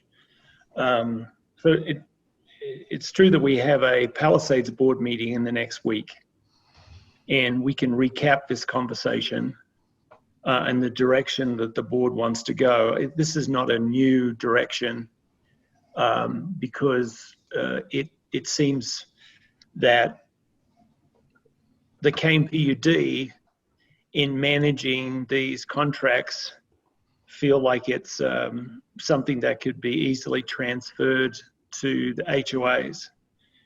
And from a small HOA perspective for Palisades and for Juniper Ridge, perhaps that is manageable.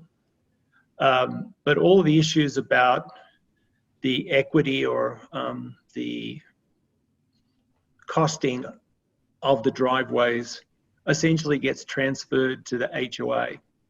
So it's a 3-party transaction. So we as the HOA would be signing a contract for common area, which is the in the case of the Palisades and Juniper Ridge is the road. And then we would be signing a contract that would cover driveways, which is where the third party comes in, because those driveways are owned by the individual owners. So that level of complexity, in the absence of something mandated in the CCNRs, which sounds like it was set in place many years ago in the East Meadows, would take a little bit of work if we needed to do something on the CCNRs. Those things are not easily changed, and then in most cases it requires a member vote. But all that aside, I would request that we provide just a little bit more time to flesh out both the practicalities of doing this next year, which I think they're not insurmountable, and then the aspect of a three-way agreement that is not currently supported in a CCNR for those two HOAs that our organisation is the managing agent for. So that would be my input. And just to answer that, it wouldn't be two separate contracts. I mean, quite frankly, the HOA could say, don't plow driveways in our HOA as an alternative. They could say that, but it would be pretty unrealistic, though. What it basically means that they're out for the season. Every person, the 10 driveways in Palisades would say, don't plow a driveway. That is an option. But yeah, there wouldn't be a three-way contract. We would only be contracting if this passes with the HOA, and the HOA could tell us what they want us to plow. That's the only contract they would have. Yeah, but you understand that and I think it's pretty obvious, the point being that there are three parties involved because we don't own those driveways. Sure. Well, Bertrand's starting a service, so he has a new plower. So I just want you to know that he's available. It's a very nice machine. It's a very nice machine. I can rest assured now. Okay. Thank you. Carolyn. Okay, Frank. Carolyn Scott is next, unless you have anything else, Frank. No, thank you for the opportunity. No problem. Thanks, Frank. Okay, let me Carolyn. ask Carolyn to unmute. She's unmuted. Hi, this is Carolyn. I'm president of the Palisades. I have several comments.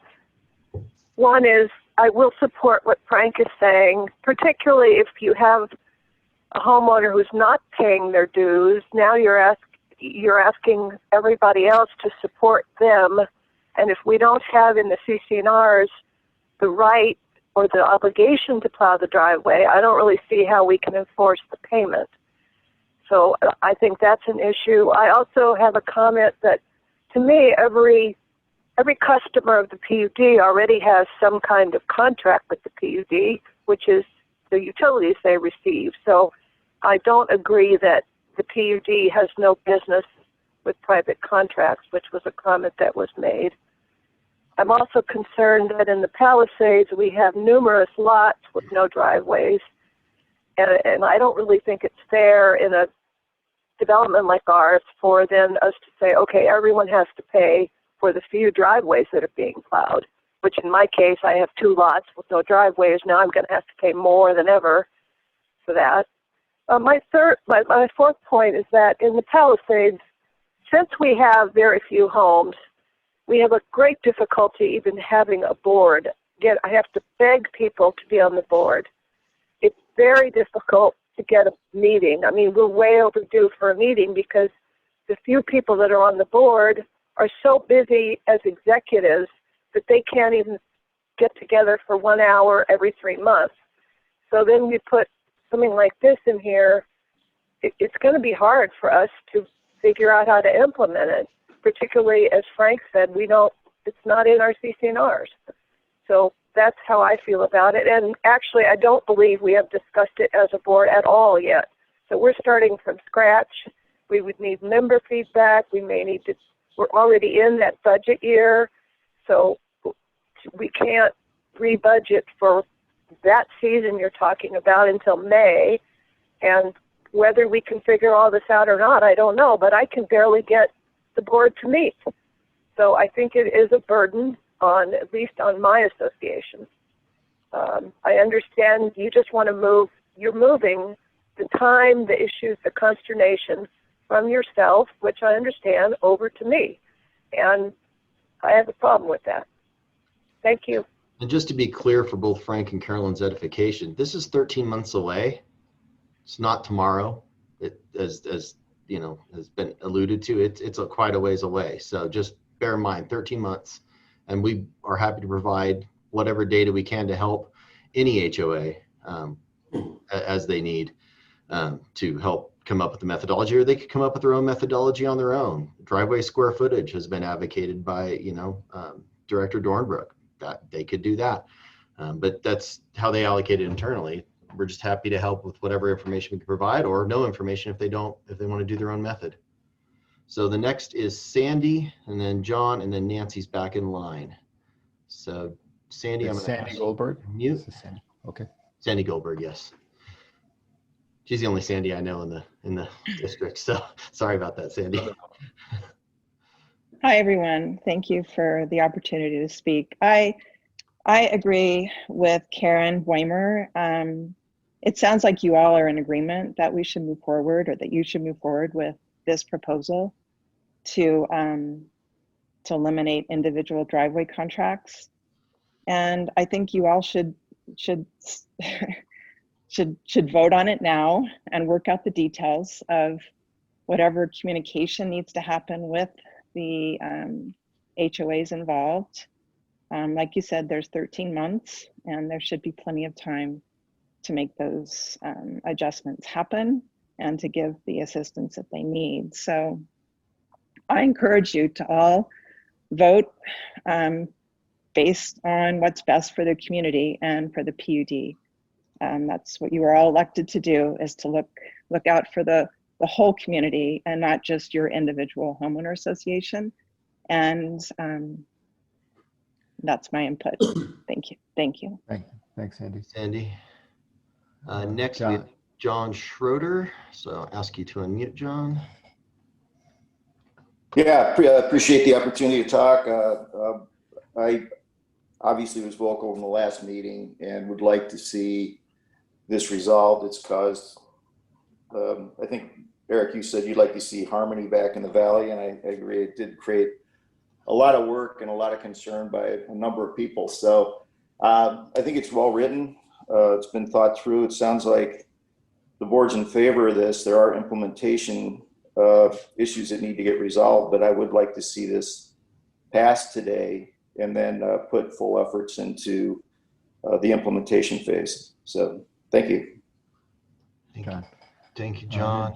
Okay. Nancy again, did you say? Yes, I did. Give me a quick second here. Nancy, there you are. Okay, she's on. So as I listened to saying, she brought up an issue that I hadn't even thought about, and that is, what if you have a homeowner who doesn't pay? The other statement I wanted to make is, everybody says, 13 months. Well, we don't meet as a KMA board every month.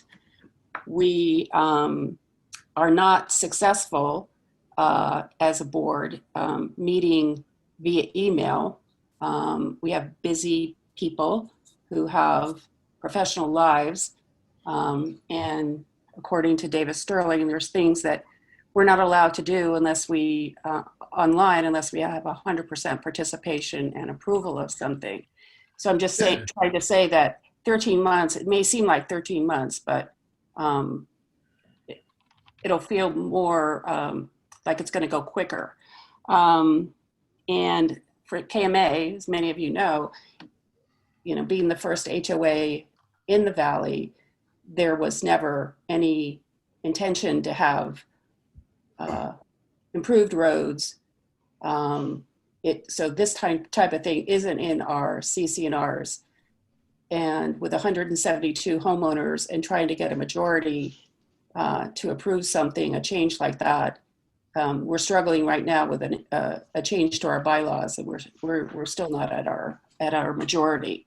So I would hope that, and even though we're meeting October 3rd, I already know that it's likely one of our members isn't going to be there, and he has a driveway, and he's relatively new to the valley and is still trying to get his arms around what are all the issues in KMA and in the valley. So I would encourage you to possibly wait a month or two before adopting this, because I have no idea what are the other issues? What do our other board members think?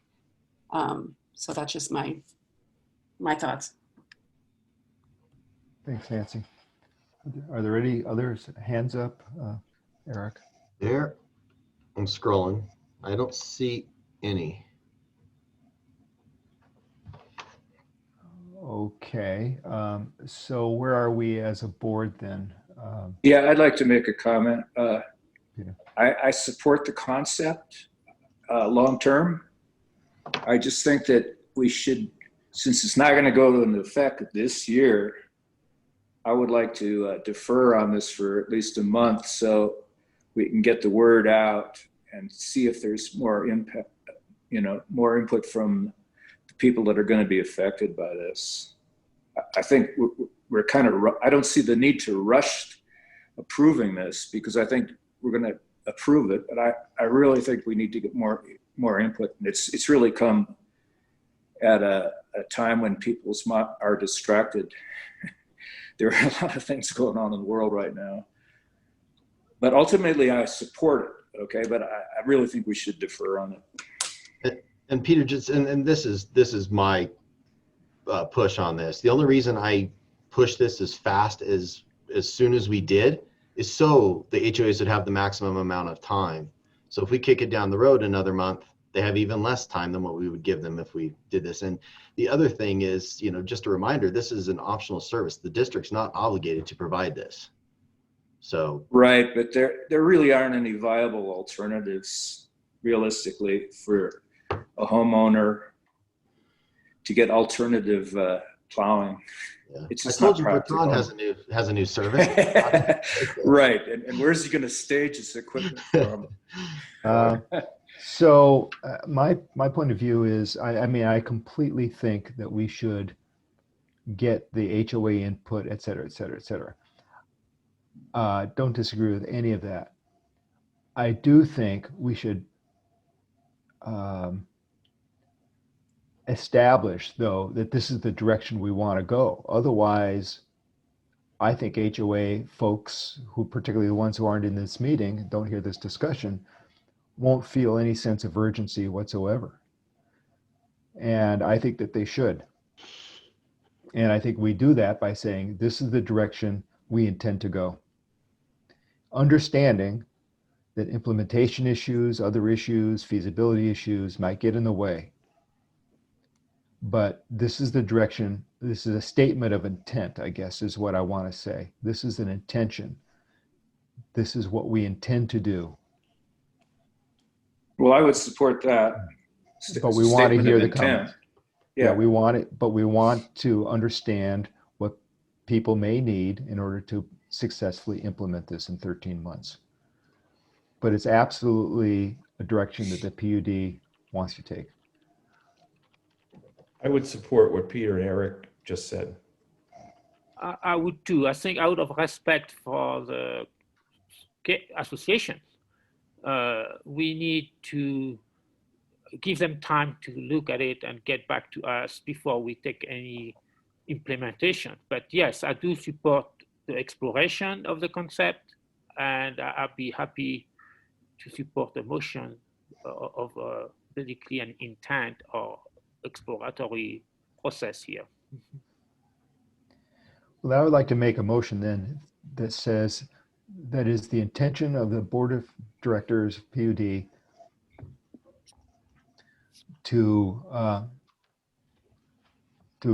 for the next, not this fiscal year, but for the next fiscal year, is our intention to aggregate driveways into the HOAs and let the HOAs allocate driveway costs. That is our intention. We are inviting comment on implementation requests, issues that the affected PUDs, HOAs may have. I'll second that. Any further comment? Discussion? Yeah, I would have it a bit more exploratory. As I said, because we don't have yet given a chance to the HOA to look at the ins and out, all the legal implication, because East Meadow had its own setup, everything is set up in the CCNR. So, but that's not the case for the other association. At least I heard for Palisade, and I know for KMA, and I'm assuming for Juniper Ridge. But so, and based on what Frank said, it's also not, so it's not going to be trivial. And it may actually end up being a 2-year process. I hope not, but you have to respect that. So I think I want something that's exploratory more than intentional. I would prefer that. Okay. I just don't think that expresses a sense of urgency. I agree with that. So it's like saying, hey, any one HOA can just put a wrench in the works here if they want to, and dawdle along. So I would like it to have some force behind it, that this is our intention. We're not saying here it is. This is our intention. Eric, I agree with that, because in my attempt to try to communicate with my own HOA, I need something to say this is going to happen unless, let's figure out how we're going to make it work. Okay. And I would rather, I'd rather have it in place, a year from now than 2 years from now, but I don't have, I'm not, so but I want to find out what the issues are and how we'd make it work. The other thing I just want to add in is that it isn't like the private driveways in the HOA are unrelated activities. We can't get to the driveway unless the HOA is plowed, and we can't meet the obligation of one without integrating the whole thing. So the whole idea that we might be able to do a driveway here or there, and whether we do their HOA or not, it just is proven to not be true. That we have, viewing it as an integrated whole allows us to optimize the driver time. We can trim a little bit of cost if we know this is going, just like, for example, the experiment we did with East Meadows this year, they've decided if people aren't there, they'll let us know and we don't bother with their driveway. That saves them a little bit on their overall costs. So there are opportunities for some minor savings in this, but they're interrelated, and that's what we've really learned. So I would like to stick with my motion, but understanding that there will be discussions. It'll be coming back to us. But I want the HOAs to take this really seriously. The board members of the HOAs who are not listening to this discussion. Everybody's busy, by the way. Everybody's busy. If you're on the board, it's your obligation to pay attention. So Nancy had a question again, Eric. Go ahead, Nancy. Just for clarification, and I'm perfectly okay with the direction you're taking with this motion.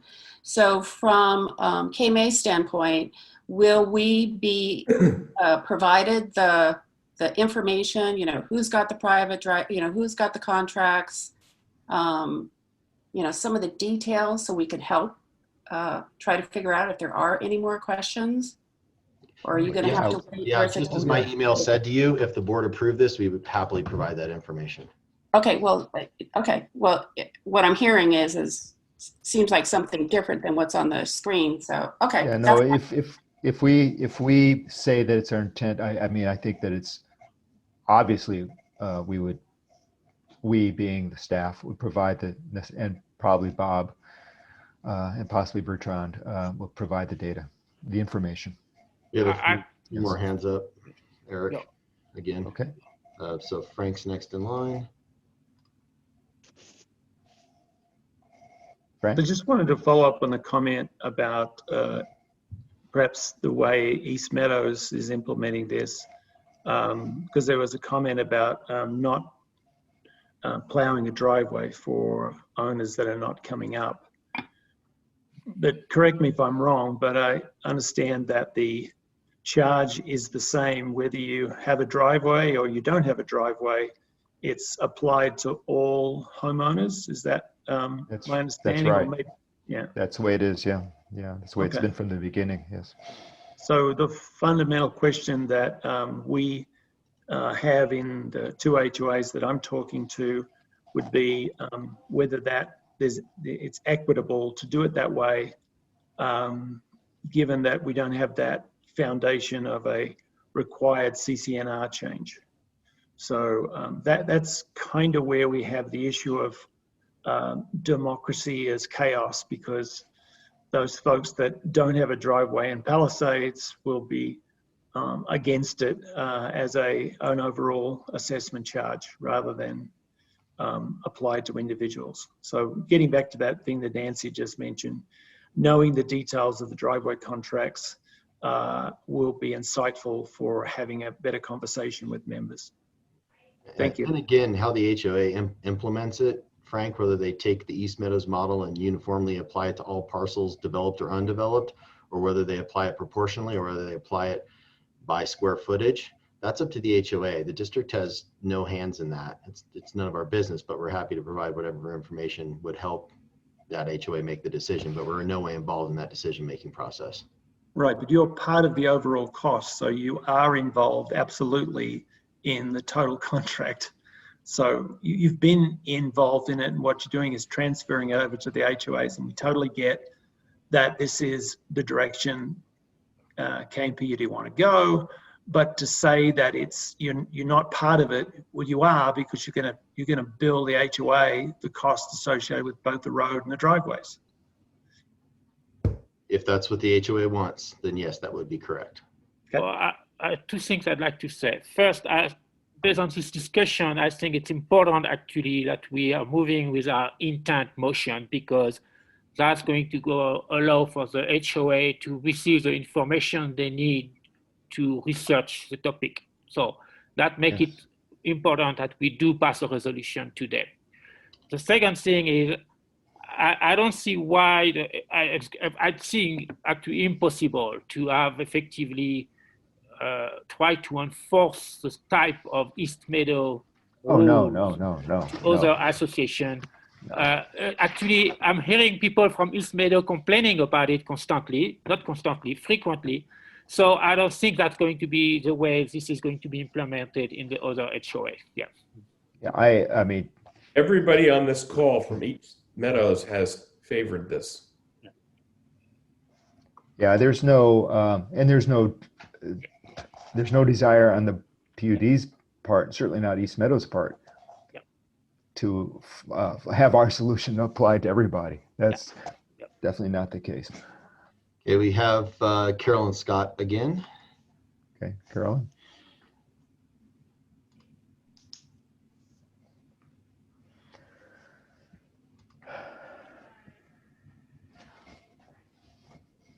Carolyn, are you on mute or? She asked her to unmute, so just to press a couple buttons.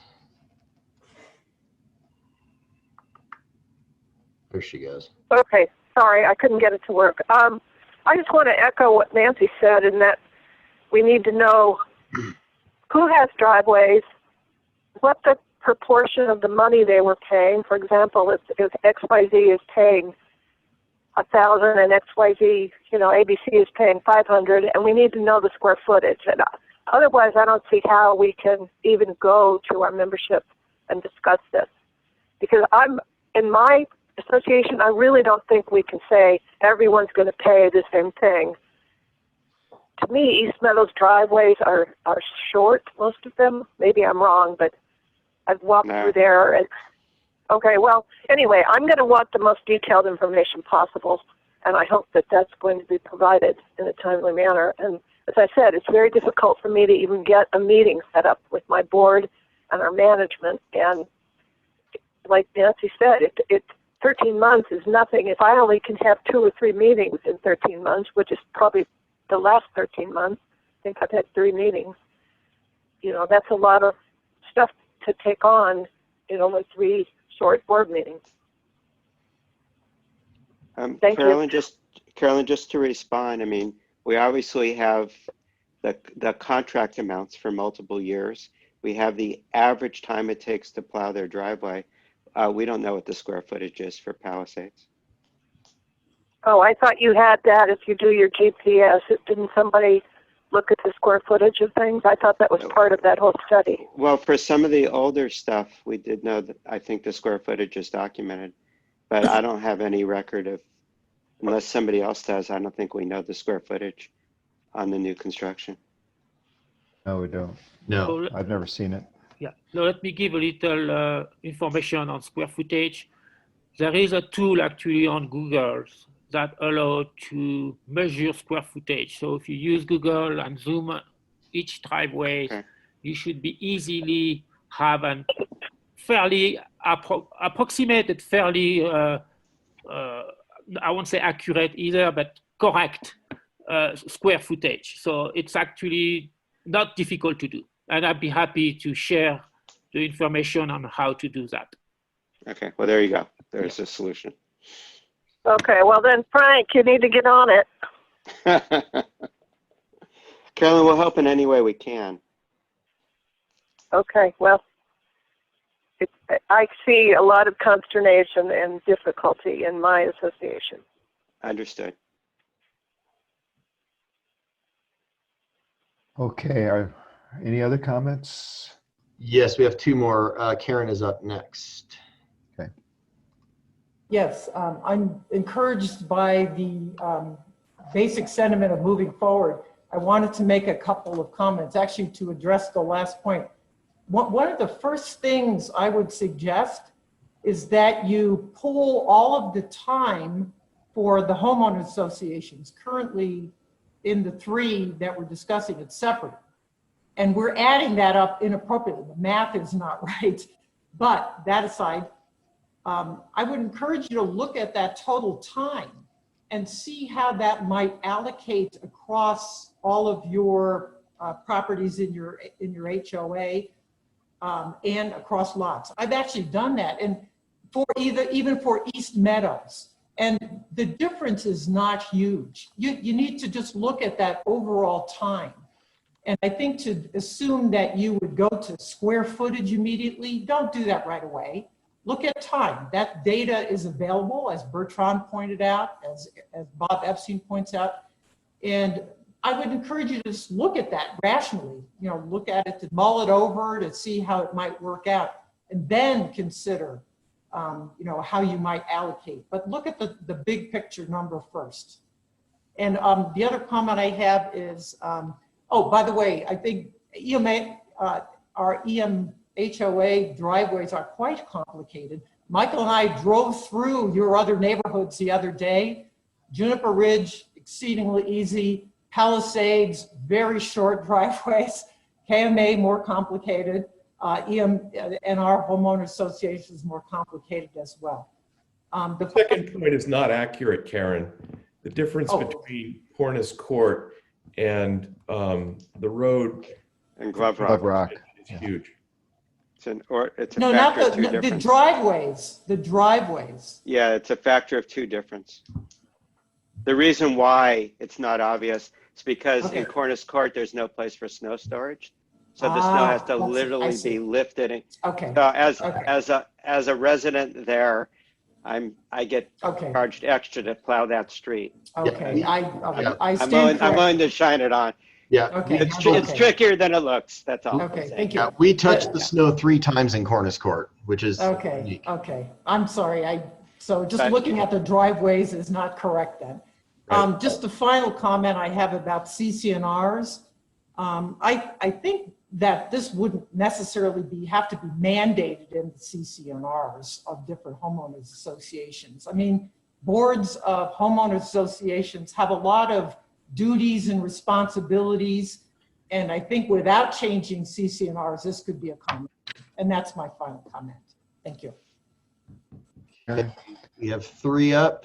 I don't know who this is, but it's the 415 number. You done mute? Yeah. There we go. Hi, thank you. Yeah, my name is Steve Nelson. We're property owners on Hawkweed in the KMA, and just wanted to also add in there that we've we've received notifications that our driveway has been plowed. When it hasn't, we have documentation of this. We have a camera on the driveway that shows when there's traffic or people or whatever coming through and when it's been plowed. And so I'm concerned about the validity of the data. Maybe we're the only house this happens to. Maybe it happens to a lot of houses.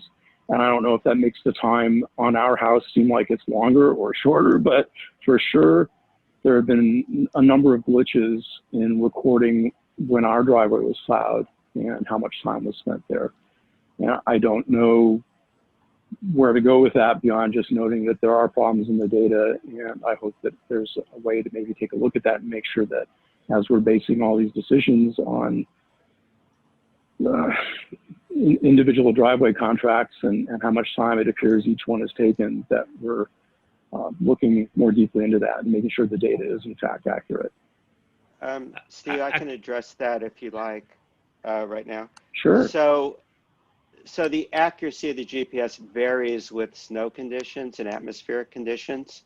So there are plenty of cases where the equipment will drive slowly by an area near you, or then I have to look exactly at your plot, and we don't know, and it's misrepresented where it is. So there will be cases where you get a notification that doesn't happen, and there'll also be cases where we've plowed and you don't get notified. That's the limitation of the technology. That is not how we allocate costs. What we do for that is we look at the times when it is reported that your driveway was plowed, and we take the ones that are too short, which is under 50 seconds, and we take the ones that are more than 3 times the average, and we throw those out. And that gives us an average time where your driveway is plowed over the course of the season. And we make sure there's a certain number of those, enough to be statistically valid. And that gives us an average computed driveway time. And that's what we use to allocate costs. And Bertrand and I have spent a lot of time looking at that. We think it's the best we can do so far. It's still not perfect. And one of the things we want to try to address this coming year is, are there other things we can do to be more accurately tell you when it's plowed and when it's not plowed? But we do not, that is not part of the calculation for the purposes of allocating costs. And I apologize for every time. Yeah, I apologize for every time we were told we're plowed and you obviously weren't. We take full blame. We appreciate that, and we're really grateful to have the service wherever it comes from, whether it's directly from KMPUD or from a homeowners association. Okay. So great. Thank you Thanks for that for your explanation. feedback, though, Steve. Okay. Okay. Let's see. Next is Sandy Goldberg, and then Tony. Hi again, Sandy Goldberg, East Meadows. So I do not have a driveway contract because our homeowners association provides that service. But if I'm understanding it correctly, if the 3 associations that we're talking about, the people that have driveways have individual contracts, I assume they pay those up front. And that's correct. Basically, the amount would stay the same or close to it for the next season. Maybe the homeowners association would just go to those homeowners and say, instead of paying PUD for your contract, you're going to pay our HOA for that contract. It's the same amount of money they're going to be paying one way or the other to get their driveway plowed. Am I looking at that right? No. Yeah. Can I just suggest that the issues with how things are allocated, whether CC&R changes are necessary, whether HOAs are having difficulty getting their meetings together, all of those have been stated and are, let's just say that they're acknowledged. And let's just see how it goes over the next month or two and with the feedback we get. I don't think we have time to try to solve those things here, but I think maybe you could just summarize to say, we have lots of data to help. We know which driveways, we know what the contract amounts, we have the data. Happy to share all of those things with whoever wants it. And let's just see where it goes. Let's see what issues, as Bob originally said, the implementation issues there are. Again, I don't want to cut off conversation for people who want to say it, but let's just understand that we acknowledge that there are issues like that. Yeah, I think we only have one person who hasn't spoken yet who would like to, Okay. which is Tony. So let me get her unmuted.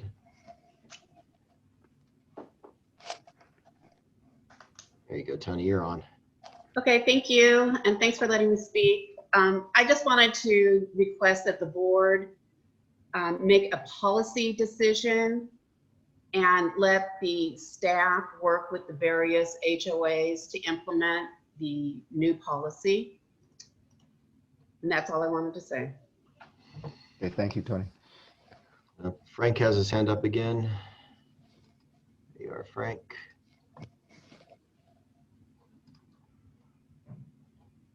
You're unmuted, Frank. You're good to go. Frank? Okay, no Frank. Are we sure? Oh, he just put his hand up again. Well, you're unmuted, so you can talk. Can you hear me okay? Now I can hear you. All right. So just to clarify the point about, is this the same cost going forward year over year? So for Juniper Ridge, that's a pretty obvious one where we started at $15,000 of it 3 years ago. It went to 25 and then 35,000. So this whole exercise is based on basically time and materials and incurred costs. So most organizations that have commercial arrangements will give you a contract for a driveway and say, if it snows a certain amount, they'll come and plow it. And some years they make money and some years they don't make money. I just want to be clear that we're in the boat of whatever the KMPUD has to spend, that eventually those costs are going to be reflected in the rates, albeit sometimes a year or two later as they try and catch up on their fees. Thank you. Thank you. Okay, are there any other public comments? No. Okay, well, again, I take that back. Carolyn Scott just raised her hand. Okay. Okay, the thing about what I would say about is it the same? Again, if you have a lot with no driveway and you have a house with a driveway, it's not going to be the same. It's going to be different for everyone if the association decides that these meadows, okay, everyone has to pay. So then the people with driveways are going to pay less and the people without them are going to pay more. And so I don't see it as the same. I see that this is a complicated decision. And again, in the Palisades, I think I'm pretty sure we have a lot more lots than we do houses. So it's not a straightforward decision for us, I don't think. Thank you. So again, my motion is that the board's intention is to move in the direction expressed in this staff report. We understand that there may be implementation issues. We want to give the HOAs time to discuss those issues and get back to us. But this is our intent to move ahead in the next fiscal year. I think, was there a second to that motion? I can't remember. Yes, me. There was. Standish had seconded the motion. So is there any further discussion amongst the board members? Okay, may we have the roll call then on this motion?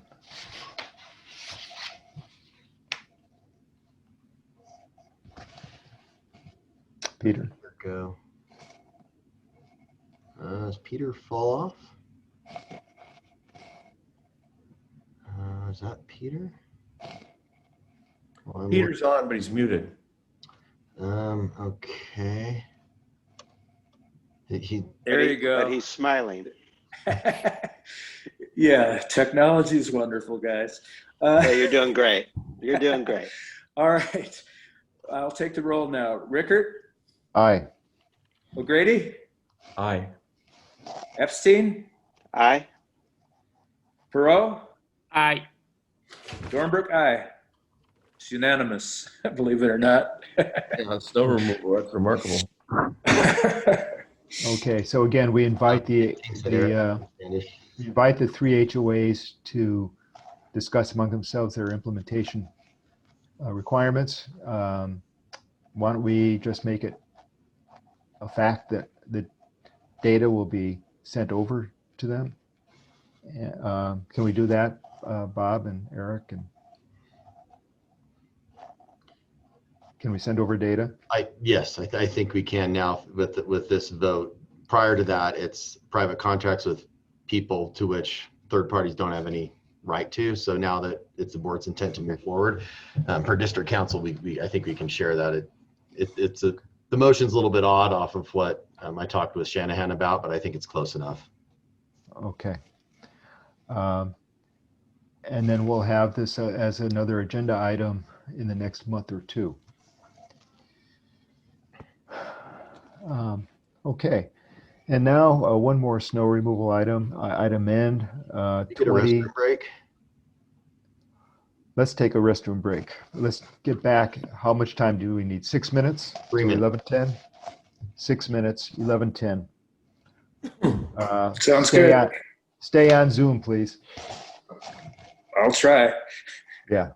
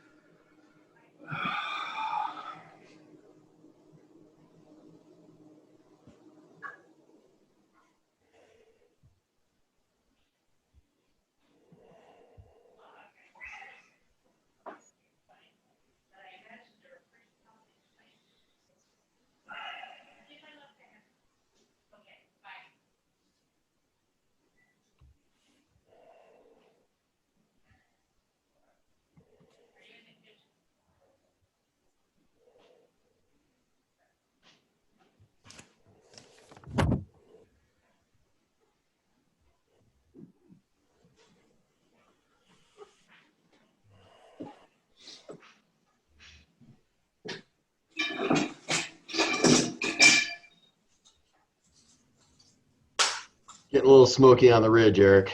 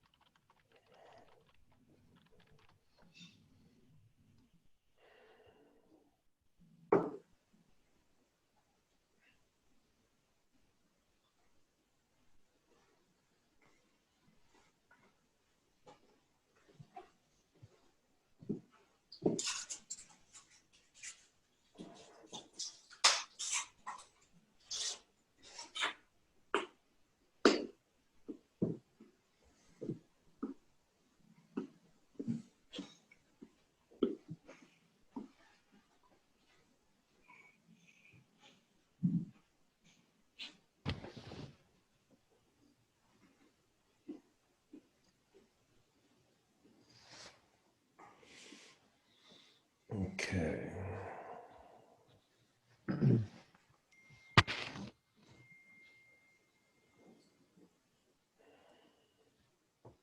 Okay, I see Standish back. Bob, are you back?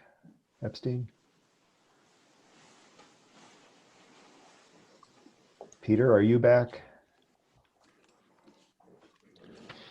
It's like Peter's back. Bertrand and Bob, I think the B&B. Okay, not back yet.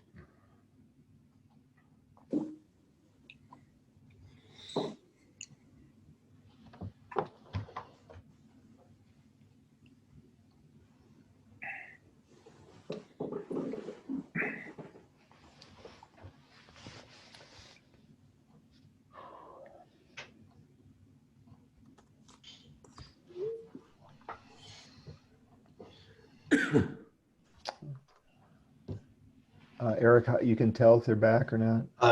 I'm waiting for the screens to come on. That's why, so I'm still waiting on the two Bs. Okay.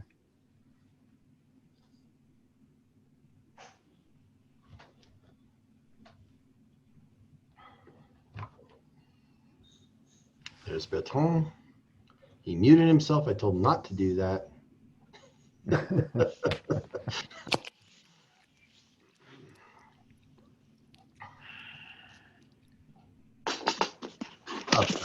And there's Bob. Hail, hail, the gang's all here. Okay, let's get started. This is item M, 2021 HOA snow removal pricing. The Finance Committee requested this be brought back to the agenda. So Eric and or Standish, show is yours. Well, we got a lot of emails as a board and as a finance committee objecting to the snow removal pricing for this year, and specifically, Eric Christensen, I guess you're sharing slide 50 of the July board packet, which basically shows in the second from the right column what each HOA's contract amount would be before the 10% adjustment. And then the far right column is with the 10% adjustment. And so, for example, you can see that East Meadows went from $173,610 to $181,480. And I think that the general sentiment of the feedback we received from customers was that it was unfair for the 18 HOAs that didn't receive the arbitrary 10% reduction to go up because those 3 HOAs did receive it. We discussed this in August. Eric Rickert made a motion to rescind this, which didn't get sufficient support. So that's the issue. And the Finance Committee, which met on Tuesday, unanimously recommended that the Finance Committee recommend to the board that they reconsider that. So again, unanimously, including KMA's representative, Nancy Trevette. Eric Christensen and Bob Epstein, what, if anything, did I miss? I think that's a pretty good summary. Was there any discussion about the 14,000 whatever dollar impact it might have on the district, if unless the costs were distributed to the driveways? Well, the dollar amount is $14,620, and since driveway contracts have been issued, and since the HOA contracts have been issued, the proposal, which which I made, was not to change the driveway contracts or the contract amounts for the 3 HOAs that received the 10% credit. And what would you do instead, or anything? I think that the other, I believe it's 18, should go back to the numbers in the column second from the right. And whether that's done by reissuing their contracts or a credit this year is open for discussion if a majority of the board agrees that we should get the other 18 HOAs back to those amounts. Okay. Well, we had obviously we had a discussion about this in August with the reasonings set out in a memo that I wrote. Like Standish said, there was not sufficient support.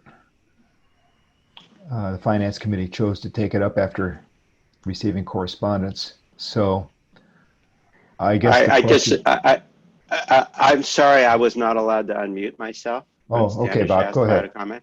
That is not how I remember the Finance Committee meeting. We voted on bringing the proposal that we discussed in the prior thing to the board for review. I don't remember voting to bring.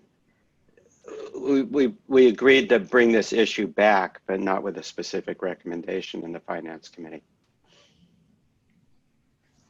Okay. Well, it's brought back. I guess the question is there, I mean, because the August rescission motion failed on a 2-2-1 vote. So the question is, has anybody changed their thinking about this after reading correspondence or thinking about it for a longer period of time or whatever the case may be? Bob, I mean, after the discussion, whatever discussion it was at the Finance Committee, do you have other thoughts on this, or where do you stand? Or is there is the intention to make a motion of some sort here that would follow? I'd like to make a few comments. Well, just a second. I asked Bob. Bob's got the floor. Bob, if you've got a comment. Well, I thought about two things. One is writing a personal check for $14,000 and sending it because I can't stand what's going on currently. I disagree with how we got to this point, but we did, and it's not our finest moment. I guess what I would do is just take the $14,000 and apply it as a credit against the last payments to those HOAs. Not because I think that's necessarily the right thing to do, but because I don't have any better ideas. Okay, Bertrand, your turn. Well, actually, I disagree with the numbers as well. So again, and I tried to explain that by email to the people that was shocked or unhappy or whatever of how this was perceived. In this difference between the last column that we see on table 50 and the previous one, there are two things at play. One of them is the fact that the money, the so-called 10%, actually my calculation is 4.673%. It's not 10%. The end result is only, if I check the minutes, so I don't have the same result. I never had the data to look at it, so I don't know what the discrepancy is, but we don't care because it's arbitrary anyway. But the key thing is the fact that the cost removed from these 3 HOA is due to two things: access time to the driveway and missed landmark that make the driveway, the homeowner association to pay for the driveway. These two things should be allocated to driveway, should have been, has not been last year, has not been in this year contract pricing. And for me, because the correlation we had last season was so good, and we are thinking about changing the model, I would be fine moving forward. But that's only part of it. The other part is even if you move the money to the driveway pool, if I can call it this way, they are going to be changed to the HOA. And the reason is to all HOA, because the 3 HOA had an inflated share of the 100%. And because of that, even if we move the money out, they are going to be impact on every HOA. So in no way it is fair to keep the allocation like it is of a previous year, before the so-called 10%. It Bertrand, won't be fair either. Bertrand, I went through this math because I saw your thoughts. I believe I'm correct in saying that, yes, when those minutes move out of the 3 HOAs and the other minutes for the other HOA stay constant, then each of those HOAs correctly have a higher percentage of the total HOA bucket, and the 3 HOAs have a lower percentage in that bucket. So no disagreement there. Good. Thing is that the percentage should be applied to a lower overall dollar amount. Right. And if you do that, you come up with exactly the numbers for the 3 HOAs in the last column and for the other 19 HOAs in the next to last column. Because you have agree. a bigger, but you do. It's just, it's just try the math. It's just. I did the math. Yes. Well, I did too. Somehow Okay. You did the math different. But a higher percentage applied to a lower dollar amount is the same as the lower percentage applied to a higher dollar amount. No, because actually, no. Okay, well. Yeah. Anyway, so the correct way to do it, let me just finish my slide, okay. Is recompute it, okay? Move the 14K out and recompute everyone and see where it falls. It doesn't fall like what you said. I did it. So if we move this so-called 10% out, we just recompute the HOA, you'll see yeah, go ahead. Yeah, it's just, there is a mystery here in this table, which I don't know how to explain other than there was rounding. But it's actually, what needs to move out is actually $24,000. I don't know why it was only the 14.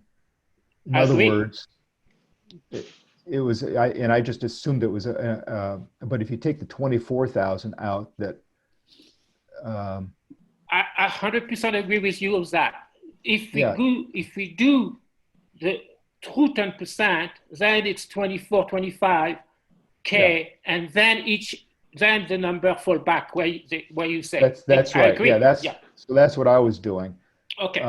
But for some reason, and again, I attributed it to rounding issues. I don't know if that's the case. I don't think so.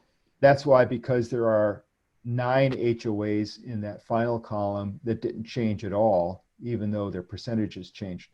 So, so that's a mystery. I don't know how to solve. I don't know what's behind that. But in any case, the 11 HOAs that had increases are the ones that have increases for nothing that they caused. The percentages, yes, percentages should go up, but the dollar amount that the percentages are multiplied should go down. And I tried to explain that in that 2-page memo in August. And I guess the real question is everybody recognizes that that was a process that we should have followed, that was articulated in the June 2019 explanation of how these adjustments would work. I don't know why it didn't get followed in a year ago. I didn't pick it up until this past year, which is why I voted against it in July, and which is why I asked for a rescission, because to me, it's an error in process. And why we would choose to say, okay, there was an error, but we're going to stick with it, I don't know. But that was the decision that was made in August. And the question here is there enough information now or whatever that would change anybody's mind? Because it's going to be 2-2-1 again, it's not going to make any difference. It just depends if somebody now says yes, and whether it's a change contract or simply a credit at some point. The question is there a willingness to recognize that? I would make a motion to give the affected HOAs a credit on their final payment, so that second to last column is what they actually end up paying. That would be my motion. I can't support that because I think there are mistakes and we need to correct it. So it's not that complex. You did it, I did it. You find out actually the number, it should not be 14K. And so we need to change that. And it's not that complex. So if we are going to change the number, why don't we make the computation without mistakes? I second Bob's motion. Okay, is there any, so there was Bertrand's suggestion. Is there any further discussion? Yeah, I'd like to add, Eric. I'd like to add one more thing is we need to also to decide where the money is coming from, because I don't want to start digging with, I think the snow removal should stand on its own, and I don't think we should do fund loans. So I just want to have a solution on how we're going to pay for it. Okay. Are there other points of view here? Nancy had her hand up, Eric. Okay. Nancy? So granted, I only look at KMA, and I understand you all are looking at the bigger picture and the whole snow removal budget and contract. And as you've heard me say in the past, always trying to figure out what KMA is going to pay in the next year is always a challenge.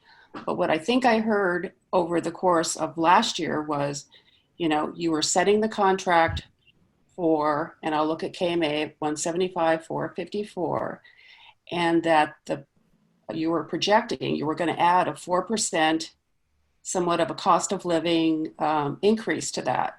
So for me, I said, oh, okay, 175 times 4%, that comes up to about 180. It's a little less than 183. And so then when I saw the column that's next to that, without the 10% in there, it didn't make any sense to me. So I believe that the 10% has always been in there for those three HOAs. My other comment is if no matter what you do, and now that we're going to go, that the PUD is now going to say, okay, driveways are now part of the HOA's responsibility. How is that? I mean, how do we try to get our arms around what that number is going to look like if, in fact, what Bertrand's saying, that amount of money should be going down to driveways? I mean, it's going to become a puzzle to try to figure out. So there's another piece, moving driveways to the HOAs. How are we going to get it right? Yeah, can I try to answer that, some of it? So first of all, the 10% reduction in minutes, I don't know if the 10% is right, but the reduction in minutes was rational. And so there's been no argument about that. I mean, there's been discussion whether 10% is too big or not. And I believe that the Communications IT Committee was going to look at if there's a way to make that actually measure it in some way or determine that more accurately over the coming months. But anyway, the proposal doesn't change the KMA number in the last column or the Juniper Ridge or the Palisades numbers in the last column at all. They just stay right where they are. And so your original calculation was approximately correct and confirmed. And the minutes, and again, that's part of the data that can be provided, I think, to the HOAs, minutes on each driveway, because that's it's collected anyway by GPS. It's just a matter of giving you that information. I think I'm right in saying that, right, Eric?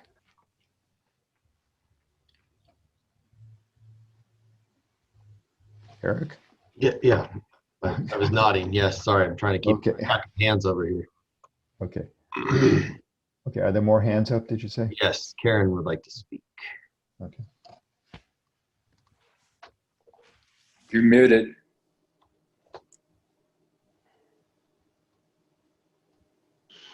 Okay, can you hear me now?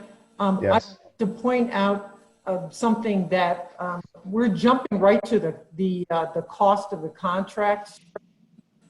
I want to point out that going back to the time allocation spreadsheet is actually where the original error occurred, because you are adding some homeowner associations, most of them have apples and oranges, and the three that we're talking about have only oranges. So you're adding apples and oranges, apples and oranges, apples and oranges, and then three with only apples. So you are coming up with the wrong percentages. So that's basic grade school stuff. If you forgot order of operation, you do multiplication, division before you do math, and before you do the addition and subtraction. So the fact that you're moving to an HOA total, total allocation of time will be much improved in terms of the math, but that's wrong. So I just wanted to add that in. I know it kind of muddies up thing, but I think Bob Epstein has got the right approach. Just get this done in a simple way, move forward with the HOAs simplistically going forward. Thank you. Thanks, Karen. Other hands?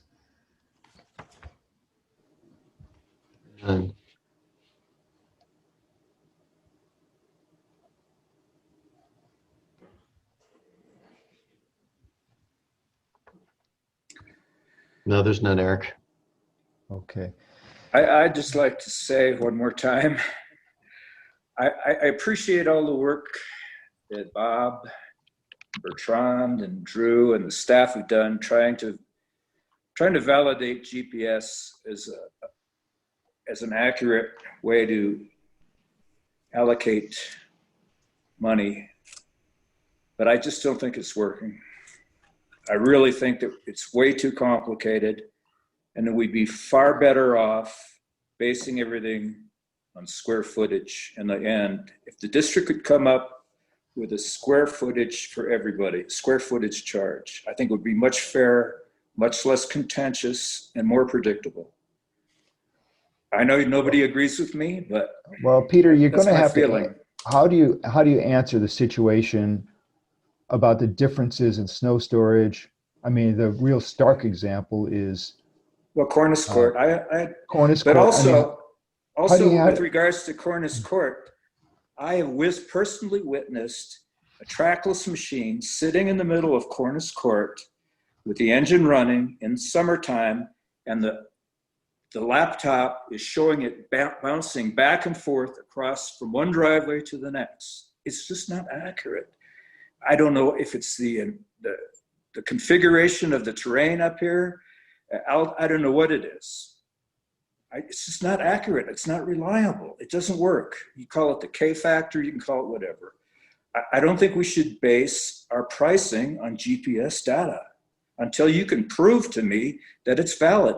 And I think the board was premature on doing it without vetting it for at least 3 years and changing the pricing. I think it was premature and irresponsible. It's not scientific. Actually, it is. And now we've vetted it for 4 years. Well, I disagree. We have one hand up from John Schroeder, Eric. Okay.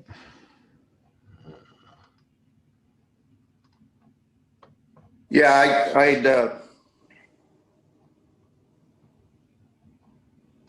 We lost you, John. You're on mute. No, he's unmuted for a second. No, he muted himself again. Don't press it. There we go. There you go. Got it. You got it, John. I got it. Yeah, I'd like to see us move forward with a more simplified proposal for this year. I think eliminating the driveway contracts next year will make it a much easier situation. The homeowners associations do need to see more consistency from year to year in cost control. I think we did an increase to get more equipment and provide more staffing, and we bit the bullet on that and decided it was a fair thing to allocate funds to last year. This year, it just seems like calculation errors and arguments. And I think at this point, rather than trying to rehash minutes and rehash data, it would be better to move forward with the simplified proposal or motion that's on the floor and get these prices to be a little bit more reasonable this year, and then put the efforts forward to make it simpler and more straightforward next year. So thank you.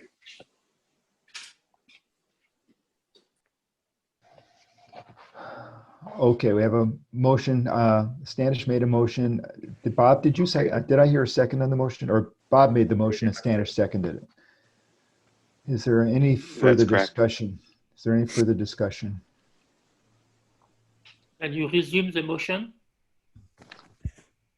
The motion. My motion is to offer a just to offer a credit on the final payment, so that the second to last column is what people actually HOAs actually end up paying, where they were affected. Well, except for the three Yeah, others right. That's right. Stay in the last column. Right.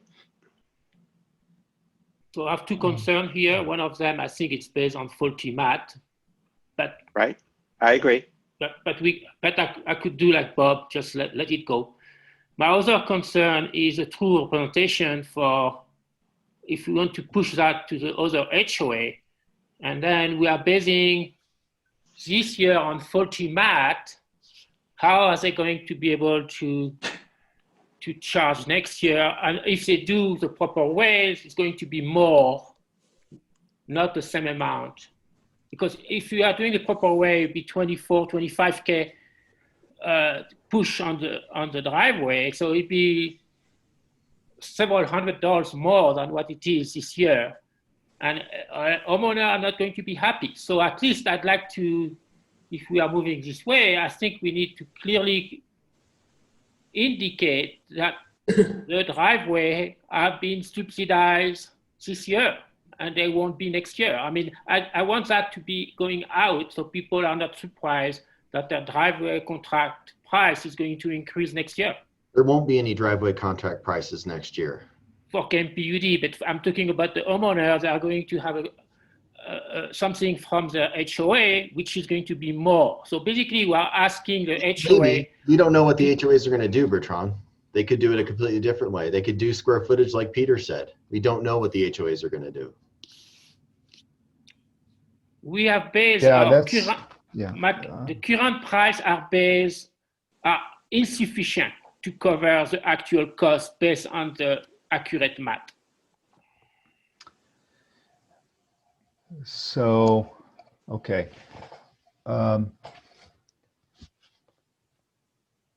Okay, I think that, is there any other discussion? I think the issues are out there. The last issue is, how do we pay for it? I was just going to suggest that we work with staff to see how much of the 698 or 699 can be brought down in terms of expenses. Now, obviously, it depends a lot on the snow year. You know, if we have a great snow year, then Eric, I would, the board adopted the model a couple of years ago, the Rickert model, as I love to call it, and trying to change midstream, I don't think it's going to be, we either reduce service or, we reduce staff, reduce service, don't repair equipment. That's the savings, or we just have an interfund loan if we go over again, like we did this year. I guess the way I look at it is we're talking about a variation of 2.5%, and that we have a larger variation, just depends on how the snow falls. True. right? So, if the snow comes late and we have less days of it, that 2.5% is a rounding error in our ability to forecast. So Well, I'm not just, only that, but our total HOA cost is going up by $22,000 here.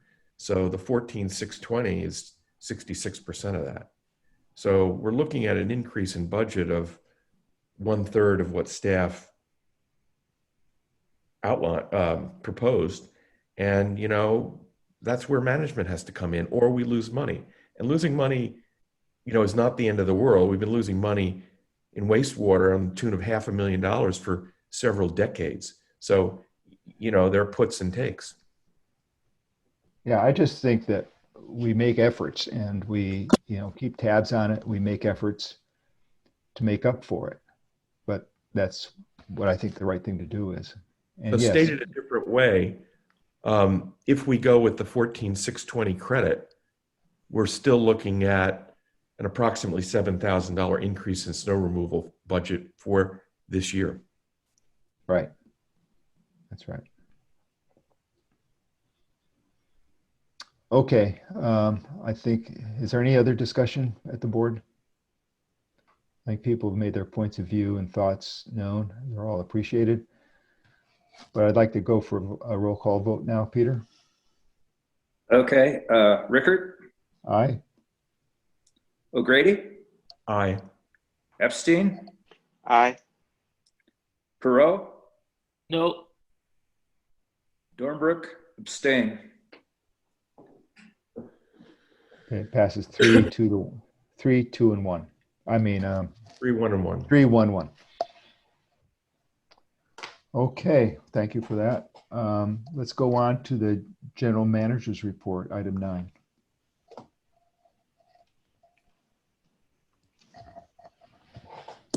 Well, I had a lot to report, but I know once it hits noon, Bob turns into a pumpkin and his stomach starts growling. So I don't want to. No, I had a second breakfast. Oh, you did? Okay, good. Yeah, so I should make it till 12:15. I'll still go fast. Okay, thanks. Just a few Appreciate it. things to update. Probably the most important is the wastewater treatment plant preliminary engineering report for USDA. The first draft is in staff's hands for review. And so we are working on that as we speak. So depending on how many comments we have and how quickly they turn it around, we should start having something to present to USDA well ahead of the December schedule that I had estimated before. So that's good news. They really pushed hard and got it done. So good news on that. Consultants really working with us. That's really good. I attended quite a few CMUA and Aqua meetings over the course of the last 4 weeks. Just a few things that are high importance to the district. With what's going on at the powerhouse, there is something called a backup generator rule for water districts and wastewater districts. So I'm following that closely in terms of its applicability to the district and our ammonia issues we've been having. So that may be another route if we do have issues with the Great Basin Air Board to pursue in terms of relief from any sorts of violations. Second thing we talked about was the electric system security rule. There's a new one-size-fits-all security requirement on all electricity providers. It's very onerous on a little district like us, especially since we have such limited generation and truly only backup. So we're waiting for the template to come out. I believe there's a draft template from CMUA and council that Brandy and I will be looking at to see if we have any comments on it before they take it as a work group back to CEC and CPUC and Cal ISO. There is also, this came out of planning, but it also is being handled by the regional board as a potential COVID wastewater testing system. So the regional board has formed a work group around that. Aqua is participating in that work group, so is CMUA. So we got an update on that and where they're going. So as we hear more from the work group, I'll be sharing that with the board as well. I attended the Aqua Region 3 board meeting and the Aqua board meeting. A lot of this was discussed again. And I also attended the Aqua Energy meeting, which we went over the electric security rule, and they're also looking at taking a stance on that as well, because some water agencies also do hydro generation, and it becomes very onerous for them as well. So, Eric, it's a CEC rulemaking that we're discussing, or combined CEC IOU. It's combined. PUC. Yeah, it's a combined meeting. It's not a rulemaking yet. It's not administrative law yet, but it is a combined between CPUC, CalISO, and CEC. Okay. And so it's really a work group in which the two entities I just mentioned are participating, and then people within the work group on it as well. Where did you go, Bob? Oh, you're at the bottom of my screen. Okay, I gotta move you up. Did I just get a promotion? I'm sorry, I didn't hear you. Yeah, I'm used to you being my top left, but now John's at my top left. I had to move you, so all my boards are my top 5 there. That's all I had. Okay, thanks. Any questions of Eric, General Manager's report? If not, we can move on to item 10, the operations report. Is that Rick? Let me unmute Rick. Hold on a second. There we go.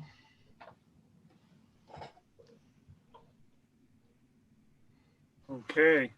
Well, first and foremost, I'm pleased to announce that our new Squad 93, our new fire department vehicle, arrived this week, and we put it into service Wednesday during the training. And I sent the board in the virtual summer festival committee photos of the vehicle. But if anybody'd like to see the photos, please let me know. We'll try to put a photo on the website as well, and then express our appreciation to the community through the newsletter too. As for operations, we've been busy working on the playground, chipping. The chipping machine is back and running. We lost a part on it. The part arrived this week, and we begun chipping again. So please have your patience with us on getting the debris picked up. But it's a time-consuming activity, and we'll continue on. Weather permitting, we've had several days where hazardous smoke in the Kirkwood Valley has prevented staff from being outside. So it's certainly delaying our normal operations, and a lot of things are just not getting done that we normally do this time of year. So Brandy and I are trying to prioritize the list of must-do items and hopefully get everything done before the snow flies. But it's been a challenging summer that way. Along with, we've had some staffing changes as well. As you know, Spencer Patterson left the wastewater department to pursue a career in firefighting. And his timing was actually good because he ended up working on a strike team for 3 weeks.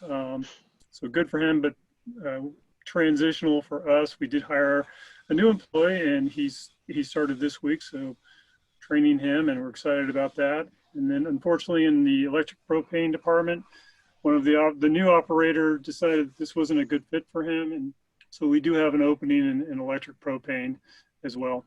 But overall, we'll continue forward with trying to get things buttoned up before the snow flies. And if there's any questions, I'll take them now. How much work is remaining for the playground? How many more days of work?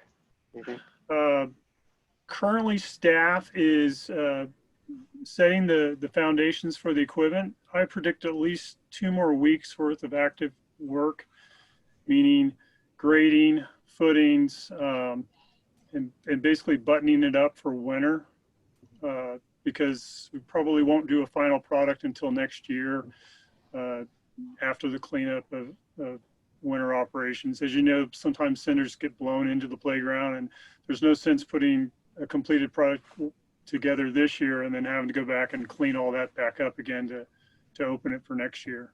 So to answer your question, about 2 more weeks. Thank you. And one thing I'll add to that, if I might, Rick. So we specifically ordered surface mount, basically removable fittings. The company sent us, basically they sent us a product in which we have to actually do work on it to make it surface mounted. For example, there's on the slide, we have to cut each of the poles by 29.5 inches because they sent them the wrong way. So that's adding a little bit of work for staff. But yeah, I talked with Dave, and yes, this last week he said it'd be ready in 3 weeks. So that jives with what Rick said, 2 more weeks. So. Great. Okay. I would just make a suggestion with regards to chipping. These piles along the side of the road, considering all the fires we're having, make me really nervous. I realize that with the bad air quality, it limits what you can do outside, but I really think we need to move that up the priority chain. To me, that's more of a priority than the playground. Okay, thanks.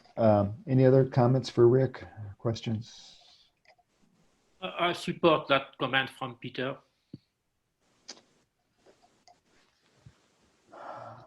Okay, Rick, thank you for that information. We move on to item 11, standing committee reports, planning. So we had a meeting yesterday. The first item was waste treatment plant health testing, and basically there have been more and more documentation of the value of having some kind of a sampling system to detect COVID. For example, Yosemite Valley has such system, and they're much bigger than we are, but they got funding from the CDC and the emergency federal department, 80K so far to get this going, and they seem to be very happy with the knowledge they can get. It's a quantitative feedback, not on and off binary result.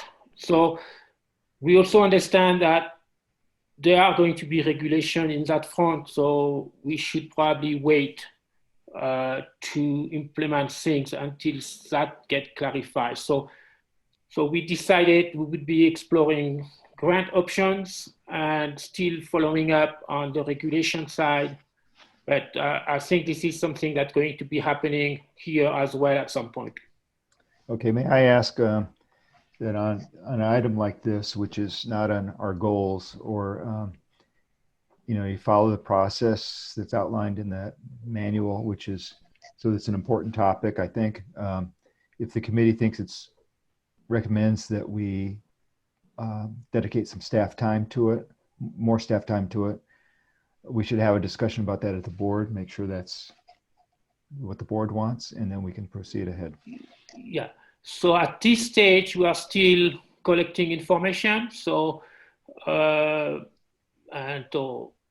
think we are not requesting non-budgeted additional time on that at this point, but it could happen. And I do understand, there's two things I'd like to get from the board here. So yes, we would need maybe to make it more official and planned as a topic. But I'd like to have feedback from the other board member on the value of such endeavor. Well, we should put it on an agenda then to have that discussion. Okay, so maybe that's what we should do for the next meeting in this case. If I may, I thought yes, please. From planning was that we would wait until the state came out with regulations and then we would bring that back to discuss. So we had kind of set it aside. Right now, it's really not requiring any staff time. So right now it's set aside. And once I'm obviously hearing what's going on in the work group because of the various committees I sit on. So once we have back on that, I would agree, yes, bring it back to the board, but I don't think bringing it to the board anytime soon is, we're just going to be in a wait and see pattern. So I would recommend holding off if that's okay.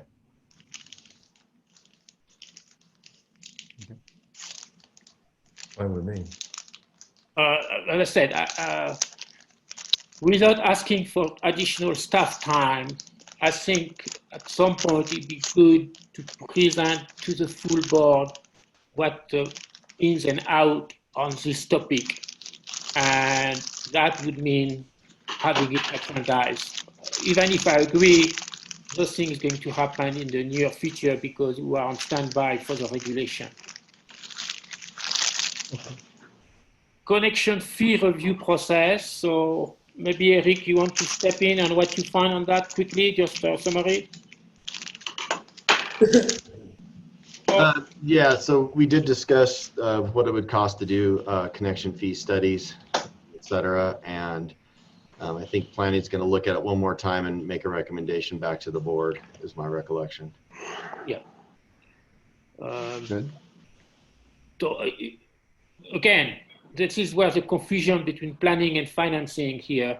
So we are looking at the need to. Right. While the financing committee would look at how to do it. So basically that baby would be passed to the finance committee. Yeah, I think that's right. Yeah. Irrigation incentive program, similar situation here. We are looking at what could be done and if that should be explored, and then we would pass it as well to the finance committee. So far, it's clear that's not going to happen this season. The irrigation season is over. So the committee has looked at multiple situations for such program, and we think that we should try to put something together by next season. To that effect, we will move on that and come back to the board with our thinking. Okay, and this again with this one, the sooner that there be a not a specific recommendation, because you need to put that together, but yeah, the general thrust of it, bring it to the board so the board can discuss it, as whether or not to pursue it, proceed with time. Yeah. Sooner, or whether or not we get into the goals for next year and then pursue it. But anyway, that's good. I appreciate it. So okay. On that front, because we really want to have it by next season, I don't think we can wait next fiscal year. So I think at some point we need to bring it to the board so we can allocate time to implement it via the finance committee. So I'll talk to Eric about that. Yeah, I'll talk to Eric about agendizing that. Okay.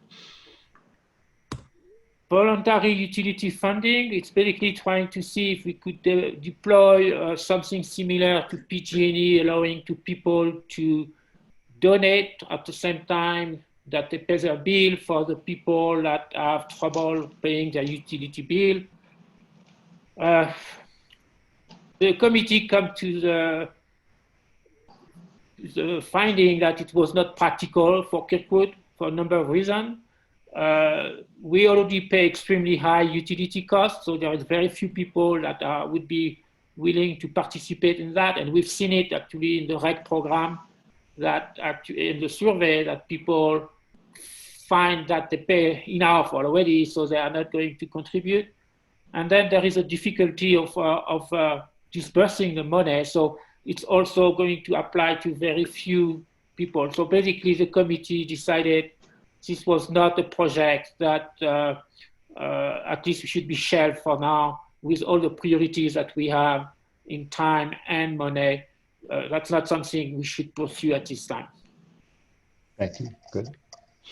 And finally, there is a little COVID-19 contingency. So this is not financial, this is more trying to plan the future in case the worst happen. So let's say the resort has to close again and things like that. So we try to see what kind of program or project or how we could adapt and adjust to such situations. So again, looking forward, not trying to make decision on actual financing, things like that. So so we actually have solicited the representative on that front, so they make sure that we are in the loop and so we can prepare for such an event. That's it. Okay, thank you. Finance.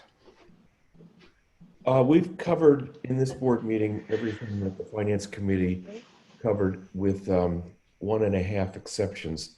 The one exception is net metering, which Bob Epstein wrote a memo on titled Finance Committee Base Rate that was sent out, I believe, yesterday.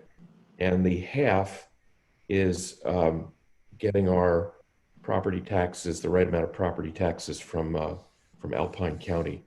And so Eric was just talked a little bit about the half, the tax collection, and he's going to follow up and make sure we're getting what we're supposed to get. And with that, I'll turn it over to Bob Epstein, unless it's appropriate to discuss this somewhere else on the agenda. No, I think this is where it fits. This is just reporting out from the Finance Committee. And the issue is our relative fixed costs versus our rate structure. And so as the memo points out, currently about 80% of our costs are fixed. If we don't sell a kilowatt of energy over the course of a year, we still have 80% of our costs to pay, and those are our debt service. However, let's say we didn't sell a kilowatt hour for an entire year, we would collect our base rates, but that's only 5% of our revenue. So we have a huge imbalance between what our fixed costs are for our costs and what our fixed income is for the rates. So I did an experiment of just saying, well, what would it look like if our only goal is to have the same revenue and to have customers pay approximately the same amount? What would that look like? So if we look at our current rates of 66 cents, and we just say for the last 3 years, what was our average monthly income? It's $374,000. And the average bill is 773 kilowatt hours. So when you do the math, that says our monthly base rate is $18,407, but our average monthly income that from usage is $374 for a total of $392. So you can see that the base rates are just a rounding error in our cost. In our income, it's 5%.